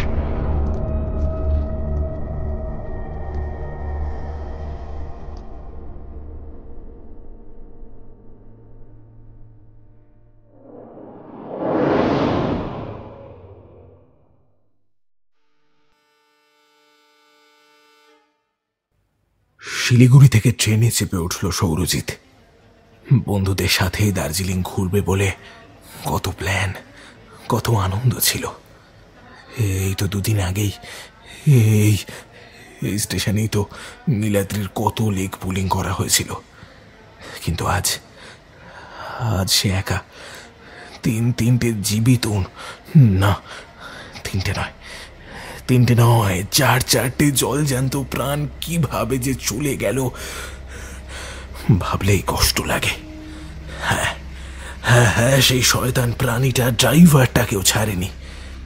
পরের দিন যখন সৌরজিৎ গাড়ির কাছে এসে পৌঁছেছিল তখন গাড়িতে ড্রাইভার ছিল না, শুধু গাড়ির এক পাশের কাঁচটা ভাঙা ছিল। সৌরজিৎ সেই ভাঙা কাঁচ দেখেই ড্রাইভারের নির্মম পরিণতিটা আন্দাজ করতে পেরেছিল। তারপরেই কোনো রকমে সেখান থেকে বেরিয়ে এসেছিল শিলিগুড়িতে। আজ তার বাড়ি ফেরার পালা। সৌরজিৎ জানে না নিশা, সৌমিলি আর নীলাদ্রির বাড়ির লোককে সে কি জবাব দেবে, কিভাবে দাঁড়াবে সন্তান হারা অভিভাবকদের সামনে, সেটা জানে না সে। যে বিভৎস স্মৃতি সাথে করে যা নিয়ে এসে যাচ্ছে তা কোনোদিন ভুলবার নয়। আর শুধুই কি বিভৎস স্মৃতি নাকি আর অন্য কিছু, অন্য কোনো অভিশাপ। ট্রেন ছেড়ে দিল। ধীরে ধীরে শিলিগুড়ি স্টেশন চত্বর ছেড়ে ট্রেন ছুটে চলল তার গন্তব্যের দিকে। সৌরজিৎ জানলা দিয়ে বাইরেটা দেখছিল, কিভাবে ট্রেন সমস্ত কিছুকে পিছনে ফেলে এগিয়ে চলেছে। বুক পকেট থেকে একটা কাগজ বের করে আনলো সৌরজিৎ। অ্যাডাম স্মিথের হাতের লেখা শেষ চিঠি। অ্যাডাম স্মিথ ইংরেজিতে লিখে রেখে গেছিল চিঠিটা, যেটা সারমর্ম এই যে, সৌরজিৎ স্যার, ছোটবেলায় নিজের ভুলের জন্য আজ এই অভিশাপের ভাগীদার আমি। ভুলটা আপনার কাছে স্বীকার করা উচিত বলেই মনে হয় আমার। ছোটবেলায় বাড়ির কাজের লোকের ছোট্ট 5 বছরের মেয়েটাকে সিঁড়ি দিয়ে ফেলে দেওয়ার জন্যই আমি অভিশাপ কুড়োই। ক্রিসমাসের রাতে ভালো বাচ্চাদের কাছে যেমন সান্টা ক্লজ আসে, ঠিক সেই রকমই খারাপ বাচ্চাদের কাছে আসে ক্র্যাম্পাস। এটা সান্টা ক্লজের টুইন ব্রাদার। দুজনেই দুজনের বিপরীত। একজন যেমন গুড উইশ নিয়ে আসে, তেমনি অন্যজন নিয়ে আসে ব্যাড উইশ। আমার কাছে এসেছিল সেদিন ক্র্যাম্পাস। সেদিন থেকে আজ 10টা বছর আমি প্রত্যেক ক্রিসমাসে একটা করে জীবিত প্রাণী দিয়ে আসছি। সত্যি বলতে আমি বড্ড ক্লান্ত হয়ে পড়েছি, তাই আজ সেই দায়িত্ব আপনাকে দিয়ে গেলাম। আমার অভিশাপ থেকে মুক্তি, প্রতি বছর শুধু ক্রিসমাসের রাতে আপনাকে যে কোনো জীবিত প্রাণী রেখে দিতে হবে ক্রিসমাস ট্রির কাছে। সেটা হাঁস, মুরগি, ভেড়া, ছাগল, খরগোশ যাই হোক না কেন, এমনকি মানুষ হলেও কোনো ক্ষতি নেই। কিন্তু রাখবেন অবশ্যই, নইলে ক্র্যাম্পাস আপনারই প্রিয়জনকে খেয়ে যাবে। যাই হোক, ভালো থাকবেন। চিঠিটা ভাঁজ করে রেখে দিল বুক পকেটে। সৌরজিৎ জানে না যে সে কি অভিশাপ সাথে নিয়ে যাচ্ছে কলকাতায়। সেদিন ক্র্যাম্পাস সৌরজিৎকে দেখে বলেছিল, আজ থেকে তার দায়িত্ব সৌরজিতের। এবছরের মতো তার খিদে মিটে গেছে। সৌরজিতের সাথে তার দেখা হবে আগামী বছর। Merry Christmas.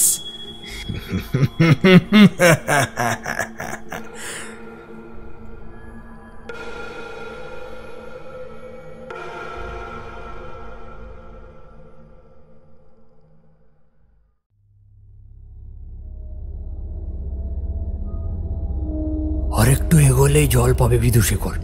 প্রাণপণে এগিয়ে গেল, কিন্তু না, জল অবধি পৌঁছানোর আগেই গলায় একটা হেঁচকা টান, একটা অস্ফুট আর্তনাদ। আবার খানিকটা পিছিয়ে গেল বিদুশেখর। বিদুশেখরের আর্তনাদ ছাপিয়ে সরোবরের চারিদিকে একটা উল্লাস ভেসে এলো। নিজামপুরের কঠোর নিয়ম, অপরাধীর কোনো ক্ষমা নেই। আর বিদুশেখরের মতো বন্দির ক্ষেত্রে তো ক্ষমার কোনো প্রশ্নই নেই। সর্বসমক্ষে শাস্তি হবে বন্দির। নিজামপুরের নবাব হায়দার বক্স আবার খুন খারাপি পছন্দ করেন না। বন্দিকে ফাঁসিতে চড়ানো, গর্দন নেওয়া কিংবা শুলদণ্ড দেওয়ার একেবারে বিপক্ষে তিনি। তার শাস্তি অভিনব। নিজামপুরের প্রাসাদে নবাবের সবচেয়ে প্রিয় স্থান ছিল নিজাম তালাও, একটি সুন্দর সরোবর। সেই সরোবরের একেবারে নীল জল, জলের মধ্যে ভেসে যাচ্ছে নীল পদ্ম। আর সেই সরোবরের ঠিক মাঝখানে একটা গোল চাতাল। সেই চাতালের মাঝখানে সোনার সিংহাসনে বসে থাকেন নবাব স্বয়ং। তার হাতে সোনার শিকল, সেই শিকলের সাথে বন্দির গলা বাঁধা থাকে। বন্দি জল খাওয়ার জন্য সরোবরের দিকে এগোলেই তিনি শিকলে টান দেন। চারিদিক থেকে সভাসদের হাসির দুর্গ ওঠে। চারিদিকে এত জল দেখে জল তেষ্টা আরও বেড়ে যায় বন্দির। এচর পেচর করে সরোবরের দিকে এগিয়ে যেতে চায় সে। আর ঠিক তখনই গলায় বাঁধা শিকল ধরে টান দেয় নবাব। চারিদিকে হাসি টিটকিরির শব্দ শুনে জেদ চেপে যায় বন্দির মনে। সব ভুলিয়ে ঝাঁপিয়ে পড়তে চায় সে, কিন্তু পারে না। হায়দার বক্সের টানে আবার হুড়মুড়ি খেয়ে পড়ে যায়। এভাবেই বন্দি একসময় ঝিমিয়ে পড়ে। তখন তাকে ঠিক ওইখানেই বেঁধে রাখা হয়। আর ইঞ্চি 2 আগেই জল কিন্তু হাত বাড়িয়ে খাওয়ার উপায় নেই। একরাশ তেষ্টা নিয়ে মৃত্যু হয় বন্দির। আর তারপর না, নবাব হায়দার বক্স পরম দয়ালু। মৃত্যুর পর সেই বন্দির দেহ সামনের কেওসা নদীতে ফেলে দেওয়া হয়। আহা, মৃত্যুর সময় এত পিপাসা নিয়ে মরেছে জাহান্নামে যাওয়ার আগে যত ইচ্ছে জল খেয়ে যাক সে। কখনো কখনো সে মৃতদেহ ফুলে ফেঁপে ওঠে, ভেসে ওঠে, আবার কখনো ভেসে যায় অন্য কোথাও। কিন্তু বিদুশেখরের বেলায় এই নিয়মের অন্যথা হলো। কেউসা নদীতে রাতের বেলায় তার মৃতদেহকে ঝপাং করে ফেলে দিয়ে এলো সিপাহীরা। হ্যাঁ, স্পষ্ট মনে আছে, মৃতদেহটা জলে ফেলার সময় একটা ঝপাং করে শব্দ হয়েছিল, কিন্তু তারপর ঠিক কী হলো কেউ জানে না। সকালবেলায় দেখা গেল কেউসা নদীতে এক ফোঁটা জল নেই। নিজাম তালাবের জলও কেউ যেন শুষে নিয়েছে। ধনধান্যে পুষ্পে ভরা নিজামপুরের যেন কেন আস্তে আস্তে শুকিয়ে যেতে লাগলো। শুধু বর্ষাকালে সামান্য যে কয়েক ফোঁটা বৃষ্টি হয়, তাই দিয়েই চাষাবাদ শুরু হয় নিজামপুরের চাষিদের। আর হায়দার বক্সের কি যেন এক কঠিন অসুখ হলো। কোনো খাবার তো দূরের কথা, জলও পর্যন্ত গলা দিয়ে নামতে চায় না। চারিদিকে রাশিকৃত খাবার, জ্বালায় জ্বালায় ভর্তি হচ্ছে সুস্বাদু পানীয়, অথচ নবাবের গলা দিয়ে এক ফোঁটা জলও নামে না।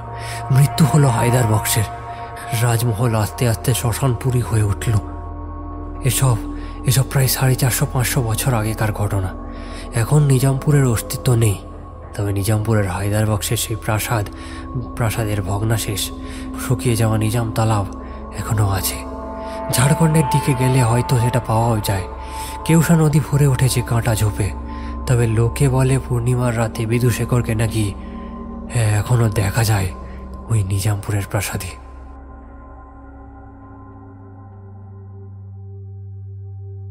আর কয়েকদিন বাদেই আমাদের ফার্স্ট ইয়ারে ক্লাস শুরু হয়ে যাবে। 4 বন্ধু ছিটকে যাবে চারদিকে। আমি কলকাতায় যাদবপুরে কেমিক্যাল ইঞ্জিনিয়ারিংয়ে ভর্তি হয়ে গেছি, আর নন্দিতা চলে যাচ্ছে ব্যাঙ্গালোরে, রাঘব মুম্বাই IIT-তে, আর নূপুর দিল্লি কলেজ অফ ইকোনমিক্সে। আবার কবে দেখা হবে, কবে আবার রাতভর আড্ডা মারা হবে, সেই 7-5 ভেবেই আমরা ঠিক করলাম আমরা এই শুধু 4 জন ঘুরে আসবো কাছাকাছি কোথাও থেকে। জায়গাটাও ঠিক হয়ে গেল। আমারই মামার বাড়ির এক বাগান বাড়ি আছে ঝাড়খণ্ডে। সেখানে কেউ যায় না, শুধু একজন কেয়ারটেকার হরিরাম সব কিছু দেখাশোনা করে। মোটামুটি বেশ বড় ঘরটা, নিচের তলায় 2টো ঘর, ওপরেও 2টো ঘর আছে। নিচে আবার একটা বড় ডাইনিং কাম লিভিং, সামনে বেশ লম্বা বাগান। 2 দিনের ছুটি কাটানোর জন্য একেবারে আইডিয়াল। কিন্তু মাথায় পোকা হঠাৎ নড়ে গেলে কোথা থেকে যে কি হয়ে যায় কিছুই বলা যায় না। হরিরামের সাথে গল্প করতে করতে সেদিনে নিজামপুরের হায়দার বক্স আর বিদুশেখরের গল্প শুনলাম। আর তারপরেই নন্দিতা হঠাৎ করে বলে উঠল, এই সাগর, আজ পূর্ণিমা না? আমি এরকম প্রশ্নে একটু ঘাবড়ে গিয়ে বললাম, কি মুশকিল, আমি কি করে বলবো? আমার কি গাঁটে বাত আছে যে অমাবস্যা পূর্ণিমার খবর রাখবো? হ্যাঁ না রে, আজ পূর্ণিমা, আমি জানি। চল না, আজ রাতে নিজামপুরের প্রাসাদে বিদুশেখরকে দেখতে যাব। নন্দিতার কথা শুনে হরিরাম আঁতকে উঠল। আরে রাম রাম রাম রাম রাম, এরকম কাজ করবেন না ম্যাডামজি, বিদুশেখর আজ ভি প্যাসা আছে। হ্যাঁ ঠিক আছে, কোনো অসুবিধা নেই, আমরা একেবারে বিজলারির 5 লিটারের ড্রামটা নিয়ে যাব। अरे ना बाबूजी, पानी के लिए नहीं, ও এখন খুন চায়, খুন। লোকে বলে যে একবার বিদুশেখরকে দেখেছে, সে আর জিন্দা ফেরেনি বাবুজি। কেউসার ঝোপে ওর ডেড বডি পাওয়া গেছে, শরীরে এক ফোঁটা খুন নেই। পানি চায় না বিদুশেখর, বিদুশেখর খুন চায়। না, খুবই স্বাভাবিক। ভূত এসে জল খেতে চাইবে, এটা তো একেবারেই মেনে নেওয়া যায় না। এরকম নিরামিষাসী ভূতকে ভূত সমাজ মেনে নেবেই বা কেন? কিন্তু হরিনাম, তুমি গল্পটা এমন পেছন থেকে শুরু করলে কেন? মানে বিদুশেখরের দোষটা কি ছিল? আগে বিদুশেখর মূর্তি বানাতো, পাথরের মূর্তি। এ আবার কি আজব কাণ্ড! নূপুর বাঁ হাত দিয়ে তার চশমাটা ঠেলে বলল, মানে পাথরের মূর্তি বানানোটা দোষের হয়ে গেল, সেই জন্য এরকম কঠিন শাস্তি? না না ম্যাডামজি, বিদুশেখর খুব ভালো মূর্তি বানাতো। ওরে মূর্তি বানানোর তারিফ শুনেই তো নবাব ওকে নিয়ে এসেছিল উড়িষ্যা থেকে। নবাব চেয়েছিলেন এক মূর্তি মহল বানাবে ওই নিজামপুরের প্রাসাদে, সেখানে সব নবাবের 100 বর্কার এক মূর্তি থাকবে। হ্যাঁ, নবাব বিদুশেখরকে মূর্তি বানানোর হুকুম করেছিল, কিন্তু কার মূর্তি বানাতে হবে সে বিষয়ে কিছু বলেননি। নবাব হয়তো ভেবেছিলেন তার সব দরবারিরা যেমন শুধু তাকেই তোষামত করে, তেমন বিদুশেখরও হয়তো তারই তোষামত করবে। নবাব কিছু না বললেও নবাবের মূর্তি বানাবে, কিন্তু হিসাব পড়লো উল্টা।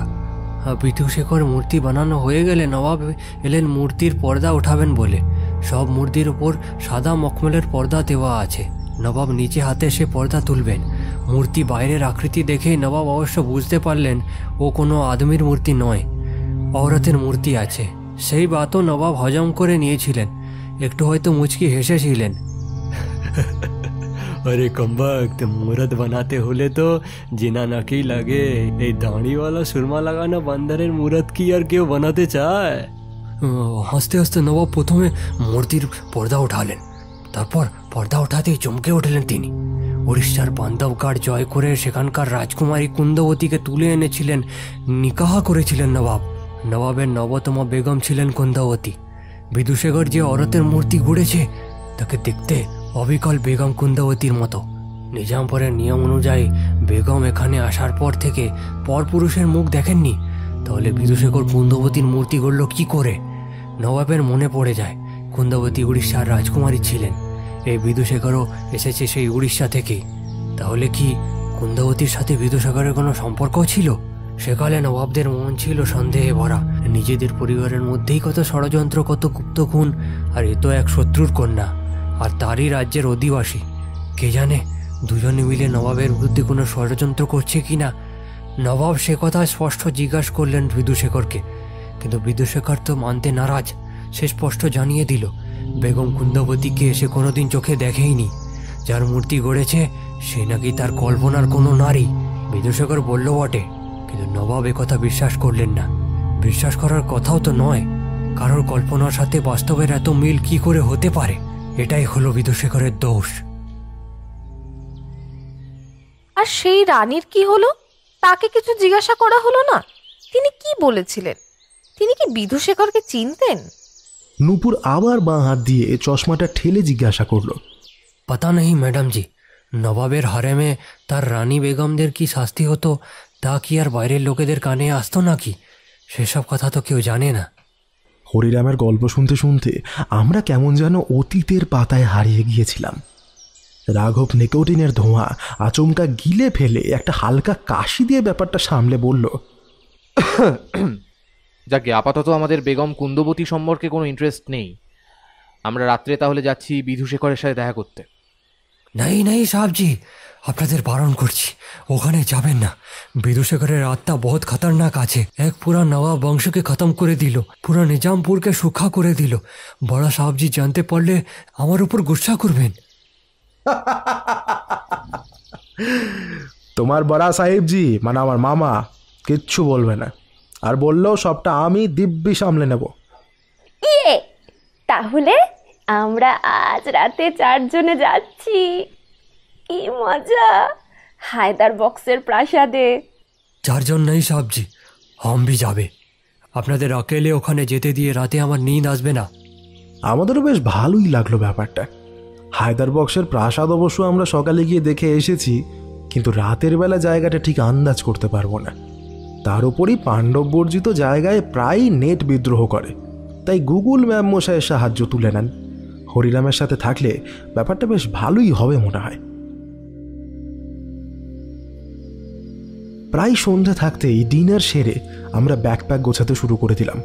কিছুই না, ওই 2 লম্বা টর্চ, ওডোমস আর কার্বলিক অ্যাসিড। বিদুশেখরের দেখা পাবো কিনা জানা নেই, তবে এই ভাঙা প্রাসাদের যে সাপখোপ থাকবেই এ ব্যাপারে আমার কোনো সন্দেহ নেই। আমরা যখন ব্যাকপ্যাক গোছাচ্ছিলাম, হরিরাম আরও একবার এসে দরজার সামনে দাঁড়ালো।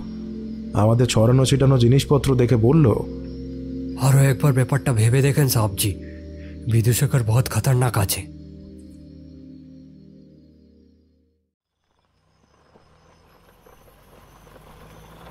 একটা কালো জিপ এগিয়ে চলেছে রাতের অন্ধকারে। মামার এখানে এলে এই জিপটা নিয়েই ঘুরতে বের হয়। একটু পুরনো, তবে নৈশ অভিযানের জন্য একেবারে পারফেক্ট। জিপের ঘর ঘর আওয়াজটা না থাকলে রাস্তাটা যেন বড্ড বেশি নিস্তব্ধ থাকতো। একটু সাবধানে গাড়ি চালান সাহেবজি, সামনেই কেউসার জঙ্গল পড়বে। আগে এখানে নদী ছিল, এখন পুরো কাঁটা ঝোপে ভরে আছে।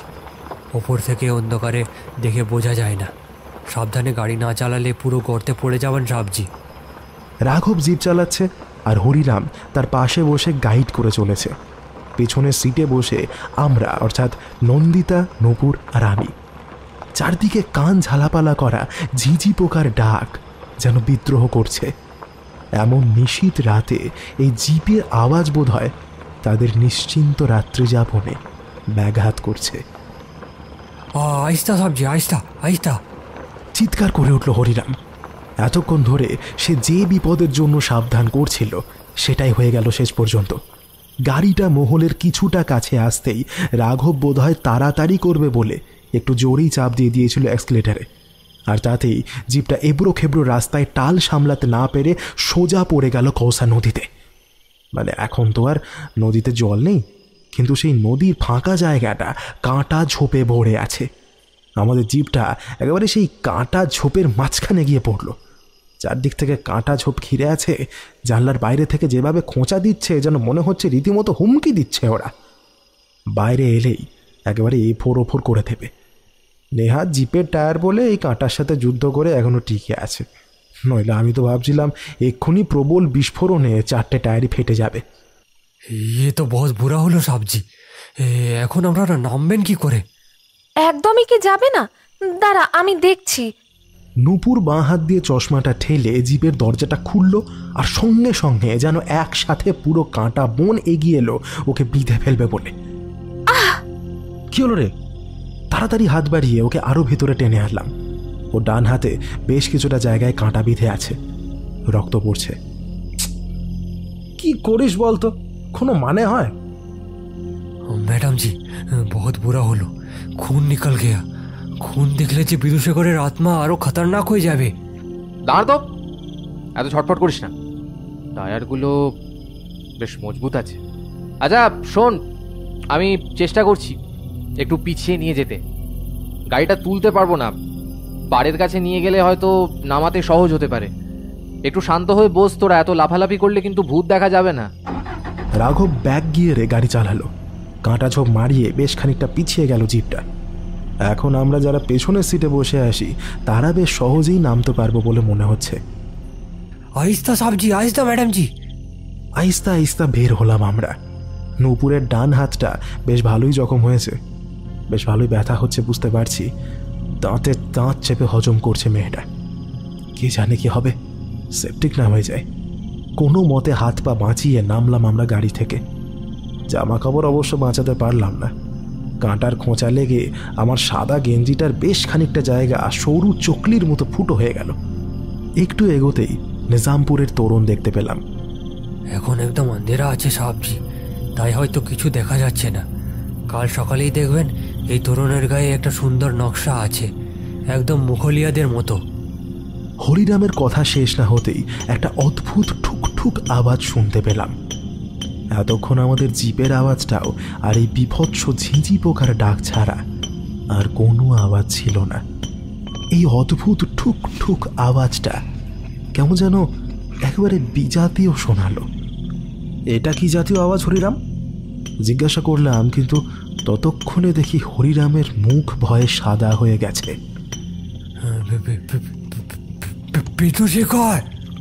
কোথায়? অবাক হয়ে চারদিকে তাকালাম। দুটো বাদুরকে বোধহয় ঝুলে থাকতে দেখলাম সামনের ন্যাড়া গাছটার ডালে। লোকে বলে বিদুশেখর আজও এসে তার সেই মূর্তি মহলে মূর্তি বানায়। এটা সেই আওয়াজ, পাথরের উপর ছেনি হাতুড়ি ঢুকছে, নকশা বানানোর আওয়াজ এটা।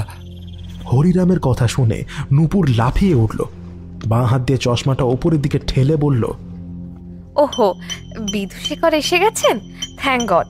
আমি তো ভাবলাম রাত 12টার আগে ভূত আসে না। তাহলে চল তাড়াতাড়ি এই বেলা দেখা করে আসি। হাতে কিন্তু বেশ ব্যথা করছে। বিদুশেখরের সাথে দেখা হয়ে গেলে তাহলে তাড়াতাড়ি ফিরে যেতে পারবো। নন্দিতা বেশ খানিকটা চুপ করেছিল, এখন এবড়ো খেবড়ো রাস্তায় টাল সামলাতে সামলাতে হাঁটতে হাঁটতে বলল, কিন্তু যাই বল, আমাদের বিদুশেখর বেশ রোমান্টিক। ভূতেরা তো জানি অমাবস্যার রাতে আসে, আমাদের বিদুশেখর কি সুন্দর পূর্ণিমার রাতে তার পুরনো প্রেমিকাকে খুঁজতে আসে।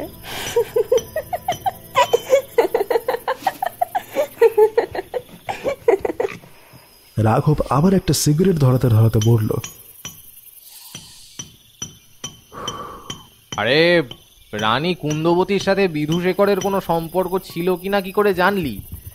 বিধুশেখর তো বলেছিল সে রানীকে কোনোদিন চোখেই দেখেনি। যা, তা কি করে হয়?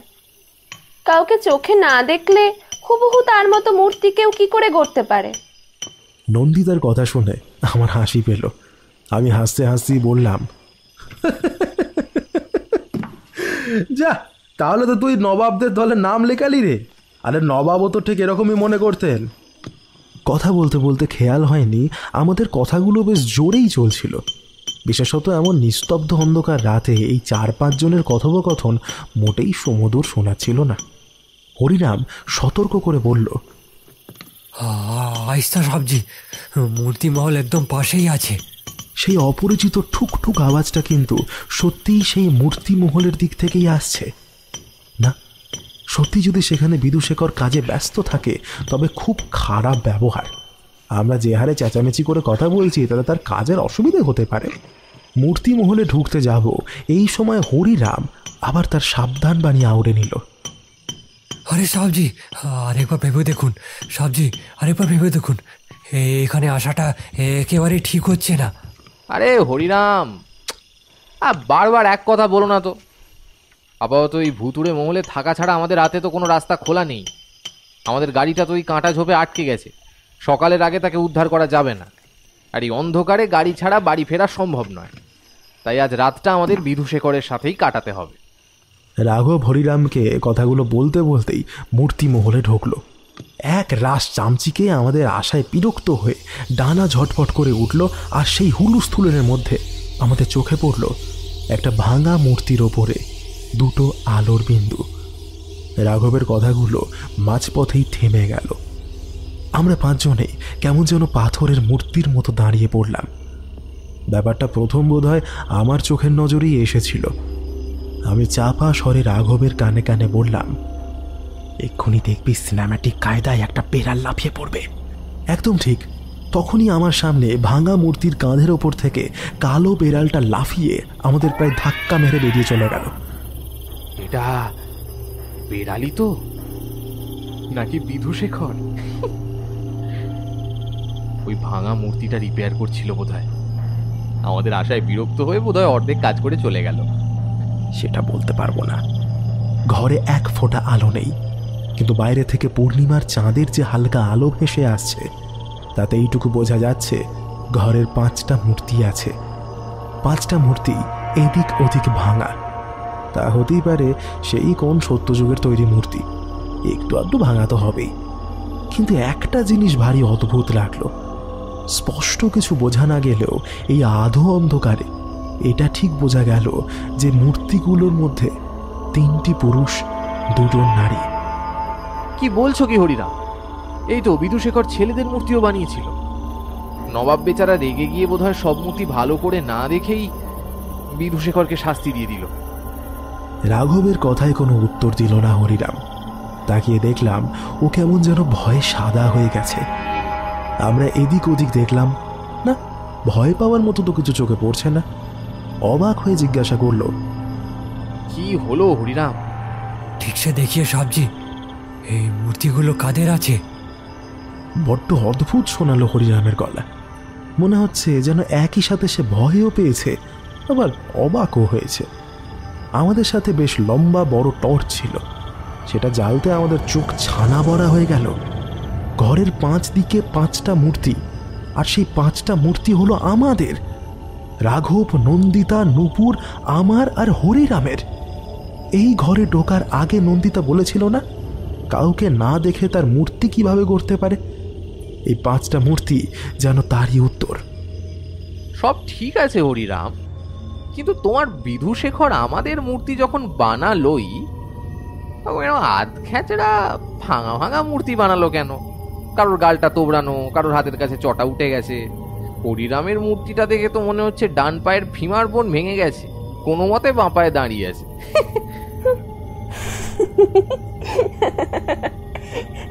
তুই মনে হয় ঠিকই বলেছিলি, ওই বেড়ালটাই আসলে বিধুশেখর ছিল। আমরা এসে পড়ায় এরকম অর্ধেক বানানো মূর্তিগুলো রেখেই বেচারা চলে গেল। কিন্তু আমার মূর্তিটা একটু ভালো করে দেখ, ডান হাতের কবজি থেকে প্রায় পুরো হাতের তালুর চটা উঠে গেছে। কথাটা বলেই ও নিজের ডান হাতের তালুটা আমাদের সামনে তুলে ধরল।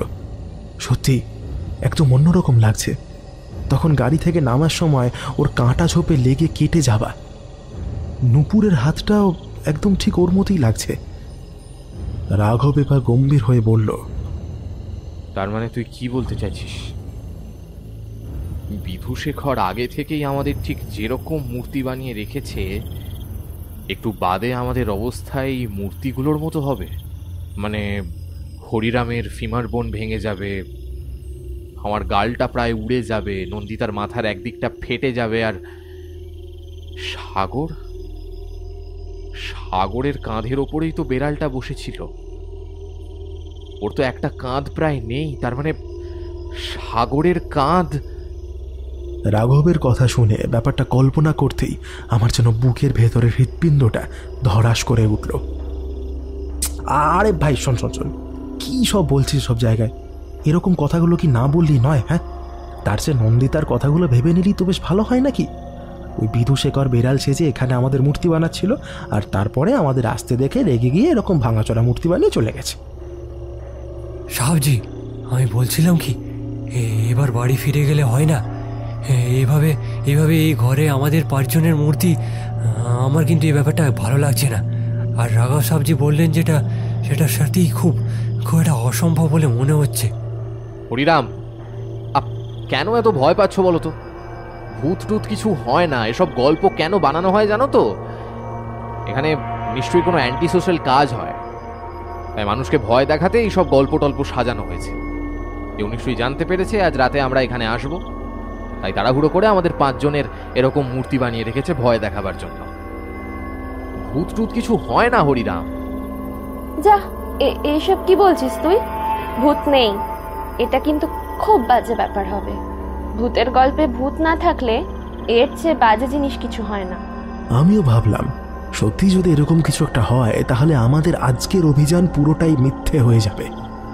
রাঘব আবার সিগারেট ধরিয়ে কিছু একটা বলতে যাচ্ছিল, ঠিক তখনই একটা শব্দ পেলাম। শব্দটা অনেকটা কাউকে চড় মারার মতো শব্দ। রাঘব ছিটকে পড়লো বেশ খানিকটা দূরে। তার হাতের সিগারেটটা ঠিক কোথায় পড়লো তার খুঁজে পাওয়া গেল না। তারপরে সোজা উঠে আমার দিকে তাকিয়ে বলল, কে চোর মারলো আমাকে? আমরা সবাই অবাক। কে মারবে ওকে চোর? আমি কিছু একটা বলতে যাচ্ছি, আবার সেই আওয়াজ। রাঘব আবার পড়ে গেল। ওর গালটা মনে হচ্ছে যেন তুবড়ে যাচ্ছে, প্রচন্ড জোরে চড় মারছে কেউ। আমরা 4 জনে ঠিক কি করব বুঝতে পারছি না। আমাদের হাতে টর্চটা আপনা থেকেই কাঁপতে শুরু করেছে। সেই গোল কাঁপা কাঁপা হলদে আলোটা সারা ঘর খুঁজে কাঁপতে কাঁপতে কাউকে খুঁজে পেল না, অথচ আমরা স্পষ্ট শুনতে পাচ্ছি চড় মারার আওয়াজ। রাঘব একের পর এক চড় খাচ্ছে কোনো অদৃশ্য ব্যক্তির কাছ থেকে। আমাদের উচিত ওকে সাহায্য করা, কিন্তু ঠিক কি সাহায্য করব সেটাই তো বুঝতে পারছি না। নন্দিতার নুপুর দেওয়ালের সাথে সিটে দাঁড়িয়ে আছে। হরিরাম চেষ্টা করছে রাঘবকে বাঁচাবার, কিন্তু সে বেচারা কিছুতেই রাঘবকে শান্ত করে রাখতে পারছে না। রাঘবের নাগালে যাওয়ার আগেই সে অদৃশ্য শক্তির হাতে মার খেয়ে যাচ্ছে রাঘব। আমি যে ঠিক কি করব বুঝতে পারছি না। কিছু তো একটা করা উচিত। ঠিক করলাম নাকি ভুল সেটা ভেবে আর কোনো উপায় নেই। হাতের টর্চটা ছুঁড়ে দিলাম সামনের দিকে। অশরীরী প্রেতাত্মার গায়ে টর্চ লাগে না জানি, কিন্তু তাও টর্চ মারার উদ্দেশ্যটা হলো যদি এরকম অযাচিত আক্রমণে অবাক হয়ে গিয়ে সে রাঘবের মারটা থামিয়ে দেয়। সত্যি কিন্তু কাজ হলো। টর্চটা মাটিতে পড়ে গড়াগড়ি খাচ্ছে, আর ঠিক তার পাশে মুখ থুবড়ে পড়ে আছে রাঘব। ওর গালে কালশিটে পড়ে নীলচে হয়ে গেছে। মনে হচ্ছে যেন এক পেশে গালটা তুবড়ে ভেতরে ঢুকে গেছে। মূর্তির গালটাও অনেকটা একই রকম দেখতে। কয়েক মুহূর্তের জন্য আর কোনো শব্দ নেই ঘরে, শুধু টর্চটা আপনা থেকে গোল গোল হয়ে ঘুরতে ঘুরতে মেঝেতে দাঁড়িয়ে পড়ল। একবার একটা মূর্তির গায়ে আলো পড়েছে, আবার ঠিক পরের মুহূর্তে আলোটা ঘুরে গিয়ে পড়ছে আর একটা মূর্তির গায়ে। নন্দিতার নূপুর এখনো দেওয়ালের সাথে সিটে দাঁড়িয়ে আছে।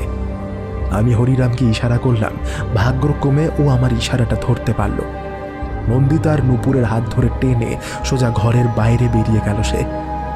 রাঘব এখনো মাটিতে পড়ে ওর পাশেই টর্চটা গোল হয়ে ঘুরছে। আমি তাড়াতাড়ি রাঘবকে টেনে তুললাম। না, এখনো কোনো শব্দ নেই। মনে হচ্ছে যেন আমরা এক অশরীরীকে ফাঁকি দিয়ে পালাবার চেষ্টা করছি। রাঘব প্রায় ওর শরীরের সমস্ত ভারটা আমার কাঁধের উপরে ছেড়ে দিয়েছে। আমি ওকে টানতে টানতে নিয়ে গেলাম দরজার কাছে। আমি দরজার এক পারে আর রাঘব আর এক পারে, আর দুই কাঁধে ধরা আছে আমার হাতে। ঠিক সেই মুহূর্তে একটা হালকা ক্যাঁচ ক্যাঁচ শব্দ পেলাম। মনে হলো আমার ঠিক ঘাড়ের কাছে কে যেন দাঁড়িয়ে আছে। একটা ঠান্ডা স্পর্শ আমি টের পাচ্ছি, আর তার সাথে সাথে টের পাচ্ছি আমার হৃৎপিণ্ডের ধরাস ধরাস শব্দ। কয়েকটা মুহূর্ত, তারপরেই মনে হলো কে যেন ধাক্কা মেরে রাঘবকে দরজার ওই পারে পাঠিয়ে দিল, আর আমাকেও ধাক্কা মেরে সরিয়ে দিল। সেই ধাক্কায় আমি আমার নিজের মূর্তির কাছে এসে পড়লাম। দরজাটা সশব্দে বন্ধ হয়ে গেল। আমি বাইরে থেকে নন্দিতার নুপুরের চিৎকার শুনতে পাচ্ছি। হরিরাম বোধহয় দরজায় ধাক্কা দিচ্ছে। আমার নিজের মূর্তিটা 3-4 বার নড়ে নড়ে আবার ঠিক দাঁড়িয়ে গেল। ভয় পেয়ে গিয়েছিলাম মূর্তিটা পড়ে গেলে আবার আমিও। ঠিক ঘরের মাঝখানে টর্চের আলোটা আবার গোল গোল করে ঘুরছে। আমি যে ঠিক কি করব বুঝতে পারছি না। ওদিকে দরজার ওপারে নন্দিতার নুপুরে চেঁচামেচি শুনতে পাচ্ছি না, আর হরিরামও আর দরজায় ধাক্কা দিচ্ছে না, বোধহয় হাল ছেড়ে দিয়েছে। আমি এদিক দিয়ে দরজাটা খুলতে পারবো কিনা জানি না, তবু পালাবার চেষ্টা তো করতেই হবে একবার। ঘরের মাঝখানে আলোটা ঘুরছে বন বন করে। দেখতে পাচ্ছি না, তবে ধরে নিলাম ওখানে কেউ একটা আছে বোধহয়। খুব আস্তে আস্তে হামাগুড়ি দিয়ে এসে দরজাটা খোলার চেষ্টা করলাম। প্রাণপণে টানলাম, খুলল না। আবার যেন একটা দমকা হাওয়া এসে ধাক্কা মেরে আমাকে সেই মূর্তির কাছে পাঠিয়ে দিল। মূর্তিটা আবার আমার জায়গায় ধাক্কা লেগেই নড়ে উঠল। আমি তাড়াতাড়ি 2 হাত দিয়ে মূর্তিটাকে ধরে ফেললাম। ঘরের মাঝখানে টর্চটা আরো বেশি জোরে বনবন করে ঘুরতে লাগলো। এভাবে থাকা যায় না। আমি আবার দৌড়ে গেলাম দরজার কাছে। আমার কে যেন আবার ততটাই জোরে ধাক্কা মেরে আমাকে পিছনে পাঠিয়ে দিল। আমার গলা দিয়ে অজান্তেই একটা চিৎকার বেরিয়ে এলো, হরিরাম! না, হরিরামের কোনো গলার আওয়াজ শুনতে পেলাম না। তবে ঘরের ছাদের দিকে তাকিয়ে দেখলাম একটা বাদুড় উল্টো হয়ে ঝুলছে। তাও ভালো, এই ঘরে তাহলে আমি ছাড়াও আরো একজন জীবন্ত প্রাণী আছে। বাদুড়টা কি আগে ছিল? ঠিক মনে করতে পারছি না। বাদুড়টা আমাকে দেখতে পেল কিনা বুঝতে পারলাম না। নিজের ইচ্ছা মতো দোল খাচ্ছে সে। এবার মনে হলো ঘরের মাঝখানে টর্চের গোল হয়ে ঘোরাটা একটু কমে গেছে। আমি আবার কোনো দিকে না তাকিয়ে দৌড়ে গেলাম দরজার দিকে। এবার কি হলো কে জানে, একটু টানতেই খুলে গেল দরজাটা। বাইরে বেরোতে গিয়ে দেখি সেখানে কালো বেড়ালটা 2 আগুনের ভাটার মতো চোখ নিয়ে আমার দিকে তাকিয়ে আছে। এটা কি বেড়াল নাকি বিধুশেখর? এসব কিছু ভাবার সময় নেই এখন। আমি লাফিয়ে সেখান থেকে সরে এলাম। নন্দিতা, নুপুর, রাঘব, হরিরাম এদের কাউকেই খুঁজে পাচ্ছি না। উদ্ভ্রান্তের মতো এদিক ওদিক দৌড়ালাম। কোন দিকে যে যাচ্ছি কিচ্ছু বুঝতে পারছি না। মনে মনে ভাবছি, ওরা কোথায় গেল? আমাকে এভাবে ফেলে রেখে তো কেউ চলে গেছে, এটা তো হতে পারে না। ওদেরও কি তাহলে কোনো বিপদ হলো? ঠিক এই সময় একটা হাসির শব্দ শুনতে পেলাম।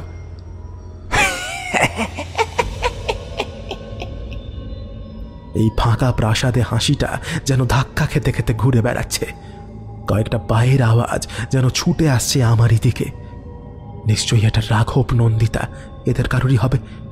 আমি সেই দিকে তাড়াতাড়ি দৌড়ে গেলাম। দেখলাম নন্দিতা আর নুপুর পাগলের মতো দৌড়ে দৌড়ে আসছে। ভয়ে যেন ওদের মুখগুলো সাদা হয়ে গেছে।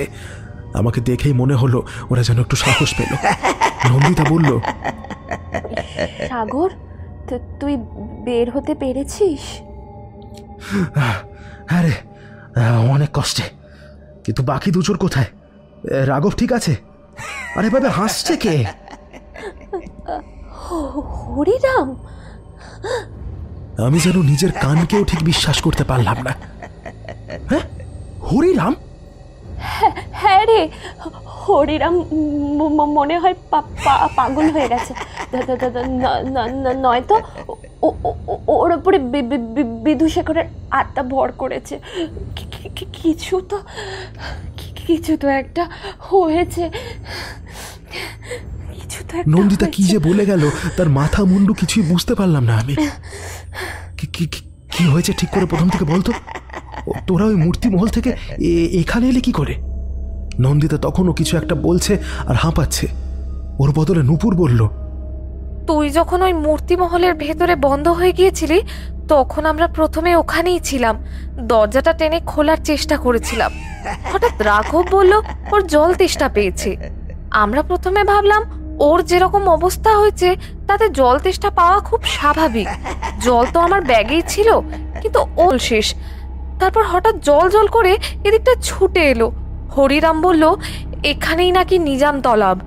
বিশ্বাস কর, আমরা প্রত্যেকেই দেখলাম সরোবরটা শুকিয়ে একেবারে কাঠ হয়ে আছে, কিন্তু রাঘব সে সবকিছু শোনাতেই নেই। আমাদের সকলের হাত ছাড়িয়ে ওই শুকনো সরোবর থেকে কাদা ধুলো মাটি তুলে তুলে খেতে শুরু করে দিল। আর তারপর তো নকুর একরকম অর্ধেক কথা বলে থেমে যাওয়ায় বেশ কিছু বিরক্ত লাগলো। অবশ্য বেশ ভালোই বুঝতে পারছি ও খুব ভয় পেয়ে গেছে। তারপর কি হলো বলবি তো? হরিরাম কোথায়? নূপুর বা নন্দিতা কিছু বলার আগেই আবার শুনলাম সেই বিদঘটে অট্টহাসি।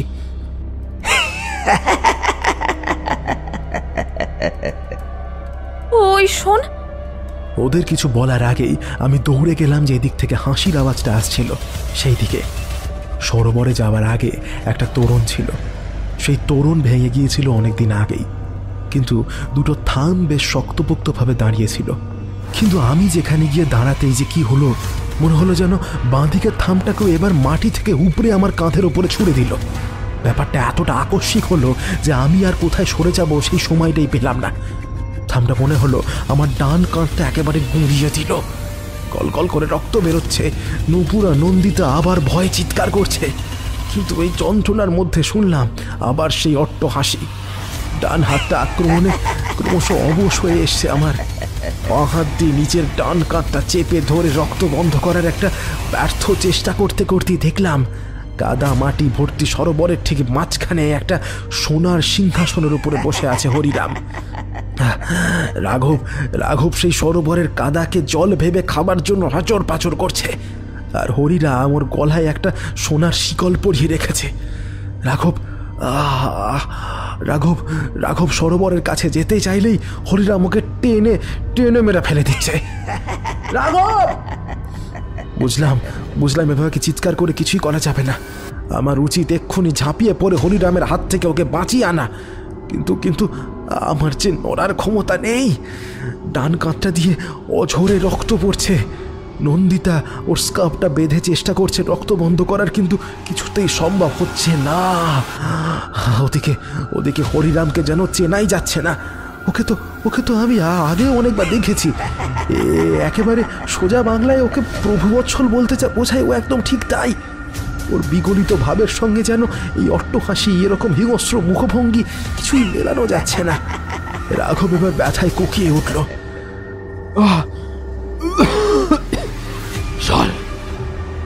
জল খাবো ভীষণ তেষ্টা পেয়েছে। গলাটা শুকিয়ে গেছে। হরিরাম আবার ওকে টান মেরে ফেলে দিল। রাঘবের কথাই এবার মনে পড়ল, সত্যি কি বিদুশেখরে ভূতের কাণ্ড, নাকি হরিরামেরই কোনো চালাকি? আমাদের 5 জনের মূর্তিকে তবে হরিরাম বানিয়ে এনে ওই মূর্তি মহলে রেখে দিয়েছিল আমাদেরকে ভয় দেখানোর জন্য। কিন্তু এটা কি করে সম্ভব? আজ দুপুর থেকে বিকালের মধ্যে ঠিক কি হয়েছিল রাতে আমরা ঠিক এখানে আসব? এত কম সময়ের মধ্যে ভূত ছাড়া সত্যি কারোর পক্ষে সম্ভব 5 জনের মূর্তি করে ফেলা? আর তাছাড়া সত্যি তো মূর্তিতে যে অংশ ভাঙা ছিল, এখনো পর্যন্ত আমাদেরও ঠিক সেই জায়গাগুলি আহত হয়েছে। নূপুরের হাত ছড়ে গেছে, রাঘবের গাল ভেতরের দিকে ঢুকে গেছে, আর একটু আগে আমার কাঁধের অবস্থাটা সে মূর্তির মতোই হলো।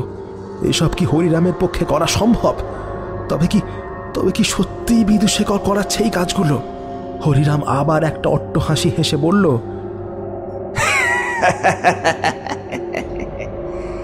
দেখেছিস মেয়েগুলো তোকে ফেলে রেখে কেমন পালিয়ে গেল? ওরা এখন প্রাসাদের আড়াল থেকে দাঁড়িয়ে দাঁড়িয়ে তোর মৃত্যু দেখবে, যেমন করে কুন্দু আমাকে মরতে দেখেছিল। হরিরামের কথায় আমি এবার চমকে উঠলাম। তাকিয়ে দেখলাম সত্যি নন্দিতা আর নূপুর একটা বড় মোটা থামের আড়ালে দাঁড়িয়ে ঠকঠক করে কাঁপছে।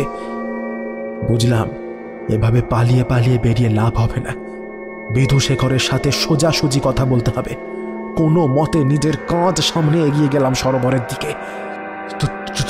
তুমি কে, হরিরাম নাকি বিধুশেখর?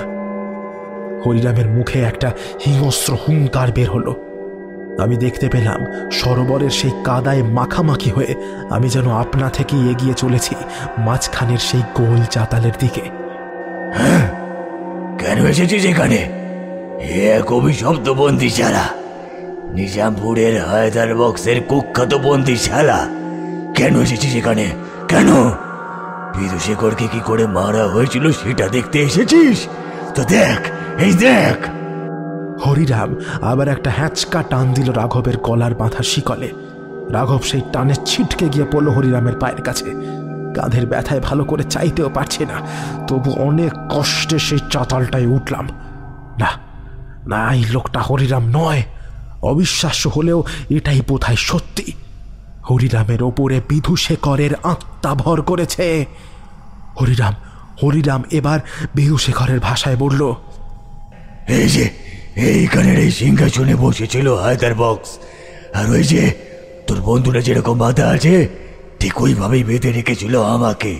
এক ফোঁটা জল খেতে দেয়নি আমাকে, এক ফোঁটাও জল খেতে দেয়নি। তার শাস্তি তো হায়দার বক্স পেয়েছে, তাই না? সেও তো মৃত্যুর সময় এক ফোঁটা জল পায়নি। যেভাবে সে তোমাকে মেরেছিল ঠিক সেইভাবে, সেই একই রকম ভাবে কষ্ট তো সেও পেয়েছে। তাহলে আজ তোমার কিসের অভিমান, কিসের কষ্ট? আমার বন্ধুকে এভাবে কষ্ট দিচ্ছ কেন? মনে হলো না আমার কথাগুলো বিধুশেখরের ওপর কোনো প্রভাব ফেলবে বলে।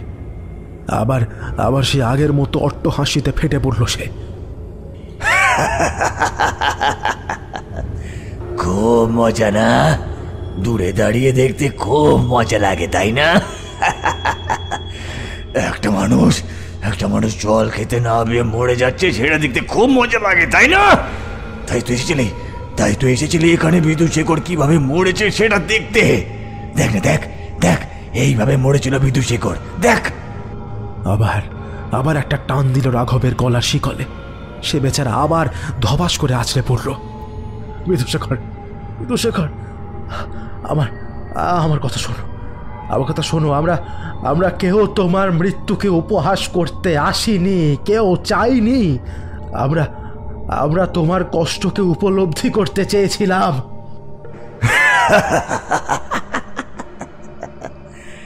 উপলব্ধি করতে চেয়েছিলি না? বেশ তো, কর উপলব্ধি কর। এই যে এখানে ওই সিংহাসনে বসেছিল হায়দার বক্স, আর এখানে তোর বন্ধুর জায়গায় আমি। আর ওই যে ওইখানে সরোবরের ওই পারে সবাই দাঁড়িয়ে দাঁড়িয়ে মজা দেখছিল, হা করে হাসছিল। তুই হাস, মজা লাগছে না? মজা। হরিরাম একটু থামল। শিকলটা ভীষণ শক্ত হয়ে কষে বসে আছে রাঘবের গলায়। লাল হয়ে গেছে গলার কাছটা।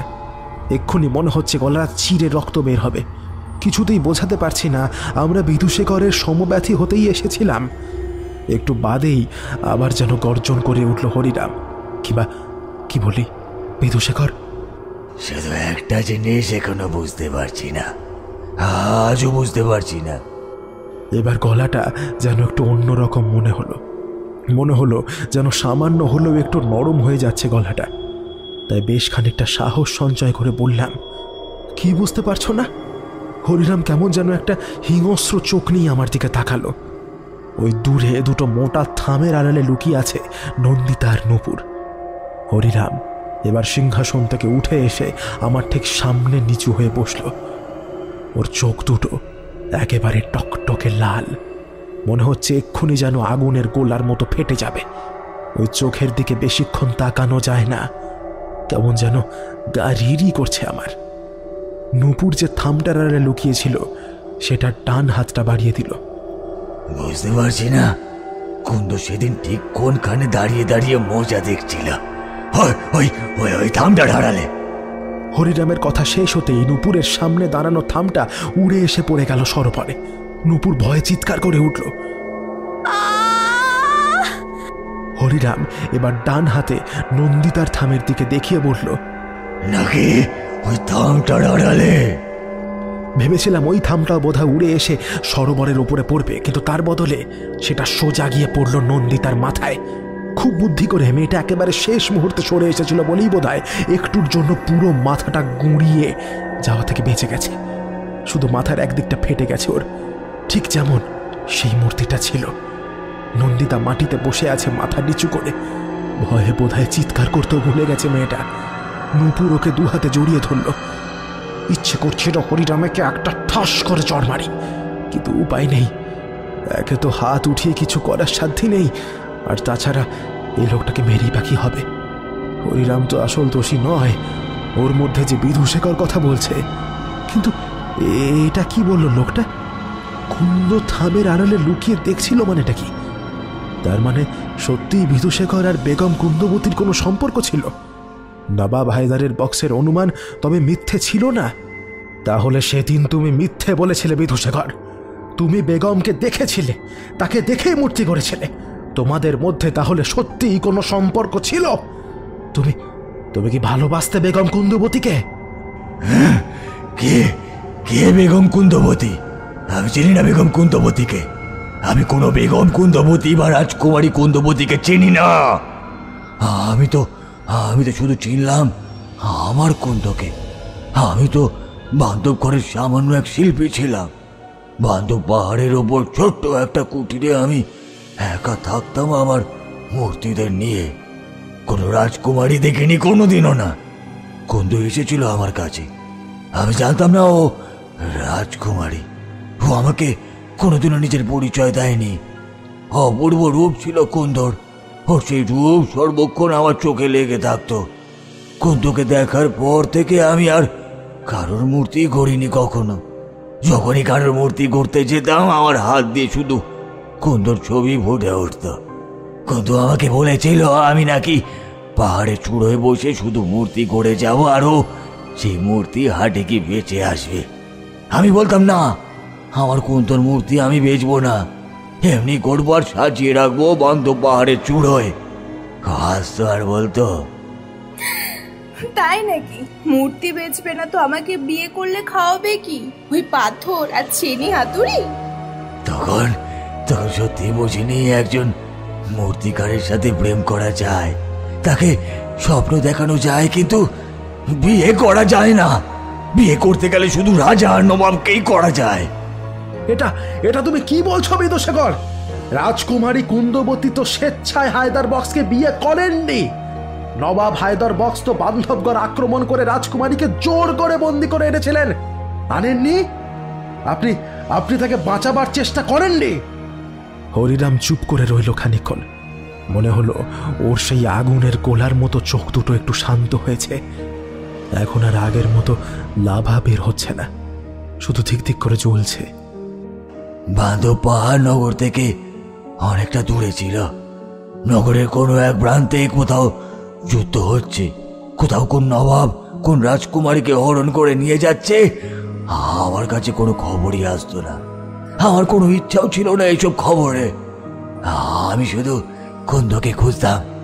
প্রতিদিন কোনো না কোনো সময় কুন্দ একবার অল্প সময়ের জন্য হলো বান্ধব পাহাড়ে আমার সেই কুটিরে একবার আসতো, কিন্তু হঠাৎ সে একদিন আসা বন্ধ করে দিল। আমি অপেক্ষার পর অপেক্ষা করলাম, কিন্তু কুন্দ আর এলো না। সেই প্রথম আমি নেমে এলাম বান্ধব পাহাড়ের চূড়ো থেকে। সে প্রথম আমি পা রাখলাম নগরে। বিশ্বাস কর, নগরের প্রত্যেকটা অলি গলি গানা গলি আমি খুঁজেছিলাম। হাটে বাগানে মন্দিরে সর্বত্র খুঁজেছিলাম কুন্দকে, কিন্তু কোথাও তাকে পাইনি। বান্ধব পাহাড়ে আর ফিরে যেতে মন চাইনি।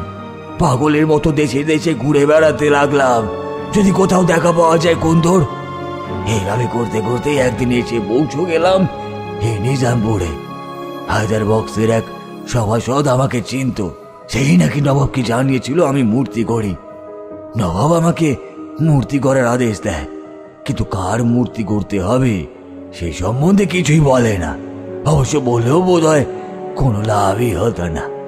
আমার হাতে তখন শুধু কুন্দর রূপই ফুটে ওঠে। নানাভাবে নানা ভঙ্গিমায় কুন্দর মূর্তি। আমার কল্পনায় কুন্দর যে রূপ ধরা ছিল, প্রাণপণ চেষ্টায় তাই পাথরের গায়ে ফুটিয়ে তুললাম। কিন্তু সে মূর্তি দেখে নবাব চমকে উঠলেন। তিনি বললেন, এই মূর্তি নাকি তার বেগমের। আমি চুরি করে তার বেগমকে দেখে নাকি গুস্তাখি করেছি। আমি বারবার বললাম, এ কোনো বেগম বা রাজকুমারীর মূর্তি নয়। আমি যাকে কল্পনায় দেখেছি তাকেই মূর্তির মধ্যে তুলে ধরেছি। নবাব আমার চোখের সামনে সবকটা মূর্তি ভেঙে দিল, আর আমাকে। হরিরামের চোখের আগুনটা যেন আবার জ্বলে উঠছে। আমি আবার সাহস জোগাড় করে বললাম, কিন্তু তুমি বেগম কুন্দবতীর ওপরে এত রেগে কেন? তার তো কোনো দোষ নেই। সে তো ইচ্ছে করে নবাবের বেগম হয়নি, হতে বাধ্য হয়েছে। কি? কিন্তু সে তো এসেছিল। তোমার সাথে কুন্দবতী দেখা করতে এসেছিল? না, আমার সাথে দেখা করতে আসেনি, কিন্তু সে এসেছিল। আমার উপর হওয়া অত্যাচারের প্রত্যেকটা মুহূর্ত সে দেখেছে দাঁড়িয়ে, তবু একবারও প্রতিবাদ করেনি। সে একবারের জন্য আমার মুখে এক ফোঁটা জল দিতে আসেনি। তুমি দেখেছিলে বেগম কুন্দবতী দাঁড়িয়েছিল এখানে? তোমাকে দেখেছিল অথচ কোনো প্রতিবাদ করতে আসেনি? তুমি দেখেছ? হরিরাম একটু চুপ করে রইল, তারপরে বলল, না দেখিনি, তবে তবে গন্ধ পেয়েছিলাম। কুন্দ তার চুলে কি একটা যেন সুগন্ধি মাখত, একটা মিষ্টি গন্ধ আসতো সেই সুগন্ধি থেকে। কুন্দ চলে যাওয়ার পরেও সেই গন্ধটা থেকে যেত। আমি প্রাণ ভরে সেই গন্ধটা উপভোগ করতাম। সেদিন আমি কুন্দকে দেখিনি, কিন্তু সেই গন্ধটা পেয়েছি। ওই সামনে দুটো থাম থেকেই গন্ধটা আসছিল। ঠিক কোন থামটার আড়ালে লুকিয়ে ছিল কুন্দ সেটা জানি না, তবে ওই দুটো থামের যে কোনো একটার পিছনে দাঁড়িয়ে দাঁড়িয়ে সে মজা দেখছিল। সে ব্যাপারে কোনো সন্দেহ নেই। বীরু বিশ্বাসঘাতক। হরিরামের কথাটা মাঝপথে থেমে গেল। নূপুর যেন হঠাৎ একটা প্রাণঘাতী চিৎকার করে। আমি খানিকটা ভয় পেয়ে গেলাম। নন্দিতার মাথার একদিকটা এমন বিশ্রীভাবে ফেটে গিয়েছিল, ওর কিছু একটা হয়ে গেল না তো? নূপুর হঠাৎ এমন করে চিৎকার করে উঠল কেন? হরিরামের বেশে বিদুশেখরও যেন অবাক হয়ে চেয়ে আছে সেই দিকে। কিন্তু নূপুর তো নন্দিতার থেকে নয়, যে থামটা নন্দিতার মাথার একদিকে ছুঁয়ে মাটিতে পড়ে টুকরো টুকরো হয়ে ভেঙে গিয়েছিল, সেই ভাঙা থামটার দিকে তাকিয়ে চিৎকার করছে। আকাশে সামান্য একটু মেঘ করেছিল, তাই এতক্ষণ চারদিকের আলো ঘোলাটে ছিল বলে কিছু বুঝতে পারিনি। সেই মেঘটা সরে গেছে, চারদিকে পূর্ণিমার চাঁদের আলো ঝলমল করছে। সে আলোতে এখন পরিষ্কার দেখা যাচ্ছে সেই ভাঙা থামের চুকরোর সঙ্গে মিশে আছে একটা কঙ্কালের বিভিন্ন অংশ। সরোবরের এক কোণে গড়াগড়ি খাচ্ছে একটা ভাঙা করটি, আর শিকলে বাঁধা হাত পায়ের হাড়গুলো আচমকা পড়ে গিয়ে ভেঙে গেলেও এদিক ওদিকে একটু অদ্ভুতভাবে ঝুলে আছে। আমি হরিরামের দিকে তাকালাম, সেও কেমন যেন অদ্ভুতভাবে তাকিয়ে আছে সেই দিকে। এত বছর ধরে এই নবাবী মহলের এইদিকে ওদিকে ঘুরে বেরিয়েছে সে, পুরো নিজামপুরের জল শূন্য করে প্রায় নিশ্চিহ্ন করে দিয়েছে। তবু মনে হয় এই নবাবের অভিশপ্ত বন্দিশালার অনেক কিছুই জানা হয়নি তার। এটা কি বিদুশেখর? জানি না। ভূত বা আত্মারাও অজানা কিছু থাকতে পারে, সেটা আমার জানা ছিল না। ঠিক তখনই একটা অদ্ভুত ব্যাপার ঘটল।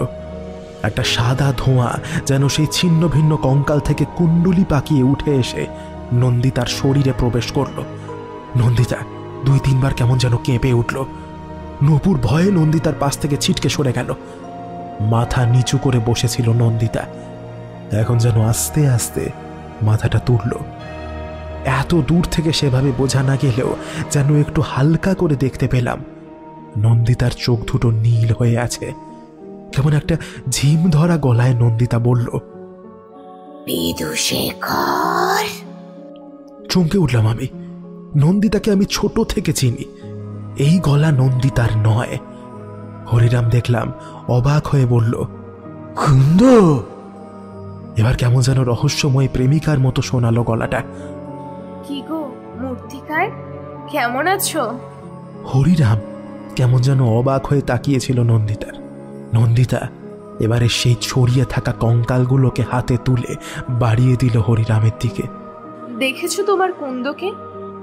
হরিরামের সেই ভয়ঙ্কর লাল চোখগুলো যেন নিভে গেল। চোখের দৃষ্টি এখন ফাঁকা, সেই দৃষ্টিতে কোনো ভাষা নেই। নন্দিতার চোখের সেই নীল আলো যেন আরো তীব্র হয়ে উঠল। তুমি সেদিন একা শাস্তি পাওনি বিধুশেখর, তোমার কুন্দও পেয়েছিল। তুমি ঠিকই বুঝেছিল এই আমার আড়ালেই ছিলাম আমি, কিন্তু তোমাকে কোনো রকম সাহায্য করার অবস্থায় যে ছিলাম না। এই থাম যে রাতারাতি সেদিনই তৈরি হয়েছিল আমারই শরীরের ওপর। এই থামের মধ্যে আমাকে জীবন্ত কবর দিয়েছিল নবাব, যাতে তোমার উপর হওয়া অত্যাচারের প্রত্যেকটা দৃশ্য আমি দেখতে পাই, কিন্তু আমি কিচ্ছু করতে না পারি। হরিরাম এখনো চুপ। ওর হাত থেকে শিকল খসে গেছে, কেমন যেন বিহুবলের মতো বসে আছে ও। নন্দিতা আবার বলে চলল, নবাবের পরিচিত এক ফকির ফকির হাবিদুল্লাহ এই শিকলে মন্ত্র পড়ে ফু দিয়ে দিয়েছিলেন। এই শিকলে বাঁধা অবস্থায় বন্দির আত্মা পর্যন্ত নাকি বের হতে পারবে না। আমার শরীরটা একটু একটু করে শেষ হয়ে গেল, কঙ্কাল হয়ে গেলাম। চোখের সামনে দেখলাম তালাবটা শুকিয়ে গেল, গোটার নিজামপুর শেষ হয়ে গেল, নবাবিয়ানা খতম হয়ে গেল, কিন্তু আমার কোনো মুক্তি হলো না। এই শিকলে বাঁধা অবস্থায় আমার কঙ্কালটা যুগ যুগ ধরে একভাবে দাঁড়িয়ে রইল। আজ রাগের মাথায় থামটা ভেঙে ফেলতে আমার কঙ্কালটা সেই আঘাতে ভেঙে গেল। তাতেই বোধহয় শিকলটা আলগা হয়ে গেছে বলে আমার আত্মা মুক্তি পেল। আমি আর পারছি না বিদুশেখর, এত কাল ধরে একভাবে দাঁড়িয়ে থাকতে থাকতে ক্লান্ত হয়ে গেছি। তুমি বিশ্বাস করো বিদুশেখর, আমি ভীরু নই, বিশ্বাসঘাতকও নই। আবার খানিকক্ষণ সব চুপচাপ। হরিরাম আগের মতোই থম মেরে বসে রইল। আমি প্রথম বললাম, আপনি বিধুশেখরকে জানাননি যে আপনি বান্ধবগড়ের রাজকুমারী ছিলেন? না, একদিন সখীদের সাথে বান্ধব পাহাড়ে শিকার করতে গিয়ে প্রথম দেখেছিলাম বিদুশেখরকে। সমস্ত সাংসারিক কোলাহল ঝামেলা থেকে দূরে নিজের সৃষ্টিতে মগ্ন এক সন্ন্যাসীকে দেখলাম। মনে হলো যেন ভয় হয়েছিল নিজের পরিচয় দিলে যদি উনি আমাকে গ্রহণ না করেন। বিদুশেখরকে তার সৃষ্টির থেকে আলাদা করতেও মন চায়নি আমার। আমি আমার পিতার একমাত্র কন্যা ছিলাম। কিছুদিন পর বান্ধবগড় আমারই রাজ্য হতো, আমিই বসতাম সিংহাসনে। পিতাকে রাজিও করেছিলাম বিদুশেখরের সাথে আমার বিয়ে দিতে। বিদুশেখর বান্ধব পাহাড়ে তার নিজের কক্ষই থাকতো। আমি রাজপুরীতে থেকে রাজ্য শাসন করব। যেমন প্রতিদিন আমাদের দেখা হয়, কথা হয়, তেমন করে চলবে। এভাবে একটা বেশ সুন্দর ভবিষ্যতের ছবি এঁকেছিলাম, কিন্তু সব কিছু তছনছ করে দিল হায়দার বক্স। একদিন কেমন যেন ধূমকেতুর মতো এসে হাজির হয়ে গেল হায়দার বক্স। আমার পিঠা, আমার সেনারা প্রাণপণ যুদ্ধ করলো নবাবের সঙ্গে, কিন্তু নবাবের বিশাল সেনার কাছে আমাদের সামান্য বান্ধবগড়ের সেনারা টিকতে পারল না। বন্দী হলাম আমি। নবাব বললেন তাকে বিয়ে না করলে পুরো বান্ধবগড় নাকি ধুলো করে দেবেন। বাধ্য হলাম তাকে বিবাহ করতে। নিজের সমস্ত স্বপ্ন সুখ সব ভুলে গিয়ে মেতে উঠলাম নবাবের হারেমে আমার সখীদের নিয়ে। ভেবেছিলাম বিদুশেখরও হয়তো আমাকে ভুলে যাবে একদিন, কিন্তু হঠাৎ একদিন নবাব অসময়ে বেলা দ্বিপ্রহরে আমার কক্ষে এসে উপস্থিত হলেন। তিনি জানালেন এক শিল্পীকে নাকি তার কোনো এক সভাসদ নিয়ে এসেছিলেন চৌকো থেকে। সেই শিল্পী নাকি আমার মূর্তি গড়েছে। আমি কি চিনি সেই মূর্তিকারকে? আমি সেদিন সত্যিই তার কোনো প্রশ্নের উত্তর দেইনি। তার মুখ দেখে বেশ বুঝতে পেরেছিলাম উত্তর যাই দিই না কেন শাস্তি সে একই হবে। তাই আর কষ্ট করে আমাদের সেই পবিত্র প্রেমের গল্প ওই রাক্ষসটাকে শোনায়নি। কিছু বিকৃত কল্পনা দিয়ে সেই প্রেমকে বিষিয়ে দেওয়া ছাড়া আর যে কিছুই করতে পারলেন না তিনি। বান্ধব পাহাড়ে যাবে গন্ধ। নন্দিতাও যেন হালকা ঘাড় নাড়ল। তারপরে আবার একটা অদ্ভুত কাণ্ড দেখলাম। হরিরাম আর নন্দিতা দুজনের শরীর থেকে একটা সাদা ধোঁয়ার কুণ্ডলি পাকিয়ে যেন বের হয়ে এলো। তারপর সেই ধোঁয়ার কুণ্ডলি দুটো যেন এক হয়ে গিয়ে একটা বিশাল সাদা মেঘ হয়ে ভেসে চলে গেল। বান্ধব পাহাড় কি সত্যিই এখনো আছে? থাকতেই পারে, হয়তো নামটা বদলে গেছে। ওরা দুজনে হয়তো ঠিক খুঁজে নেবে সে পাহাড়। কিন্তু আমাদের কি হবে? নন্দিতা অজ্ঞান হয়ে পড়ে আছে, নূপুর ভয়ে কেমন যেন পাথরের মতো হয়ে গেছে, রাঘব চাতালের উপর চিৎপাত হয়ে শুয়ে আছে, শুধু মাঝে মাঝে গোঁ করে আওয়াজ বের হচ্ছে। আমার সারা গায়ে হাত পায়ে কাদায় মাখামাখি, ডান হাতের যা অবস্থা মনে হচ্ছে কেটে বাদ দিতে হবে। এখন যেন আর ব্যথার অনুভূতিটুকু হারিয়ে ফেলেছি। আমাদের মধ্যে একমাত্র হরিরামের অবস্থায় ঠিকঠাক, কিন্তু সেও মুখ থুবড়ে পড়ে আছে চাতালে। পূর্ণিমার চাঁদটা যেন আমাদের দেখে ব্যঙ্গ করছে। এদিক ওদিক দৌড়াদৌড়ি করে যে কোনো লাভ নেই সেটা বুঝে গেছি। হরিরামের জ্ঞান না ফেরা অবধি অপেক্ষা করতেই হবে। কিন্তু বেশিরভাগ গল্পের শেষে একটা হ্যাপি এন্ডিং থাকে, তাই না? আমাদের এই গল্পটাও তার ব্যতিক্রম নয়। একটু পরেই অনেকজন মানুষের হইচই শুনতে পেলাম। দেখলাম প্রায় 10-12 জন লোক লাঠি, শাবল, বড় বড় টর্চ এসব নিয়ে কাদের যেন খুঁজে বেড়াচ্ছে। আমাদের হরিরামের বুদ্ধি আছে, সে আসার আগেই বেশ কিছু লোকজনকে বলে এসেছিল যে রাত্রি 3টের মধ্যে ফিরে না এলে বা কোনো খবর না দিলে যেন সকলে মিলে আসে। আজ এদের দয়াতেই ভোর হবার আগেই হাসপাতালে ভর্তি হতে পারলাম। 2 দিন হাসপাতালে থাকার পরে আজই এলাম বাগান বাড়িতে। মামা আগেই এসে গিয়েছিল। আজ আমাদের বাবা মায়েরাও এসেছে, খবর পেয়েছি। ফোনে ভিডিও কলে যে অল্প অল্প শাসন পড়েছে সেটা আর দি এন্ড করতে হবে। আপাতত আমরা একতলার সেই বিশাল ডাইনিং কাম লিভিংয়ে বসে আছি, ছড়িয়ে ছিটিয়ে। রাঘবের মুখের যে অবস্থা, বেচারা সিগারেটটাও খেতে পারছে না ভালো করে। বুঝতে পারছি বেশ অস্বস্তি হচ্ছে ওর। একটু এদিক ওদিক করে সে বলল, যাই বলিস ভাই, এটা কিন্তু ঠিক হলো না। কদিনে এত কিছু ঠিক বেঠিক ঘটে গেছে যে কোনটার কথা যে ও বলছে সেটা বুঝতে পারলাম না। তাই একটু অবাক হয়ে ওর দিকে তাকিয়ে রইলাম। রাঘব বলল, দেখ, হিসেব মতো তো হরিরামের ফিমার বোন ভাঙার কথা ছিল। মানে বিদুশেখরের মূর্তি তো সেই কথাই বলে। না ভাঙে ঠিক আছে, আমি চাই না ভাঙুক, কিন্তু ভাঙা তো উচিত ছিল, তাই না? বিদুশেখর ওকে মিডিয়াম করলো বলে কিছু করলো না, এটা কিন্তু মানতে পারছি না ভাই। আমি ওকে রেগে গিয়ে একটা ধমক দিতে যাচ্ছিলাম, কিন্তু তার আগে হরিরাম একটা চিৎকার শুনতে পেলাম।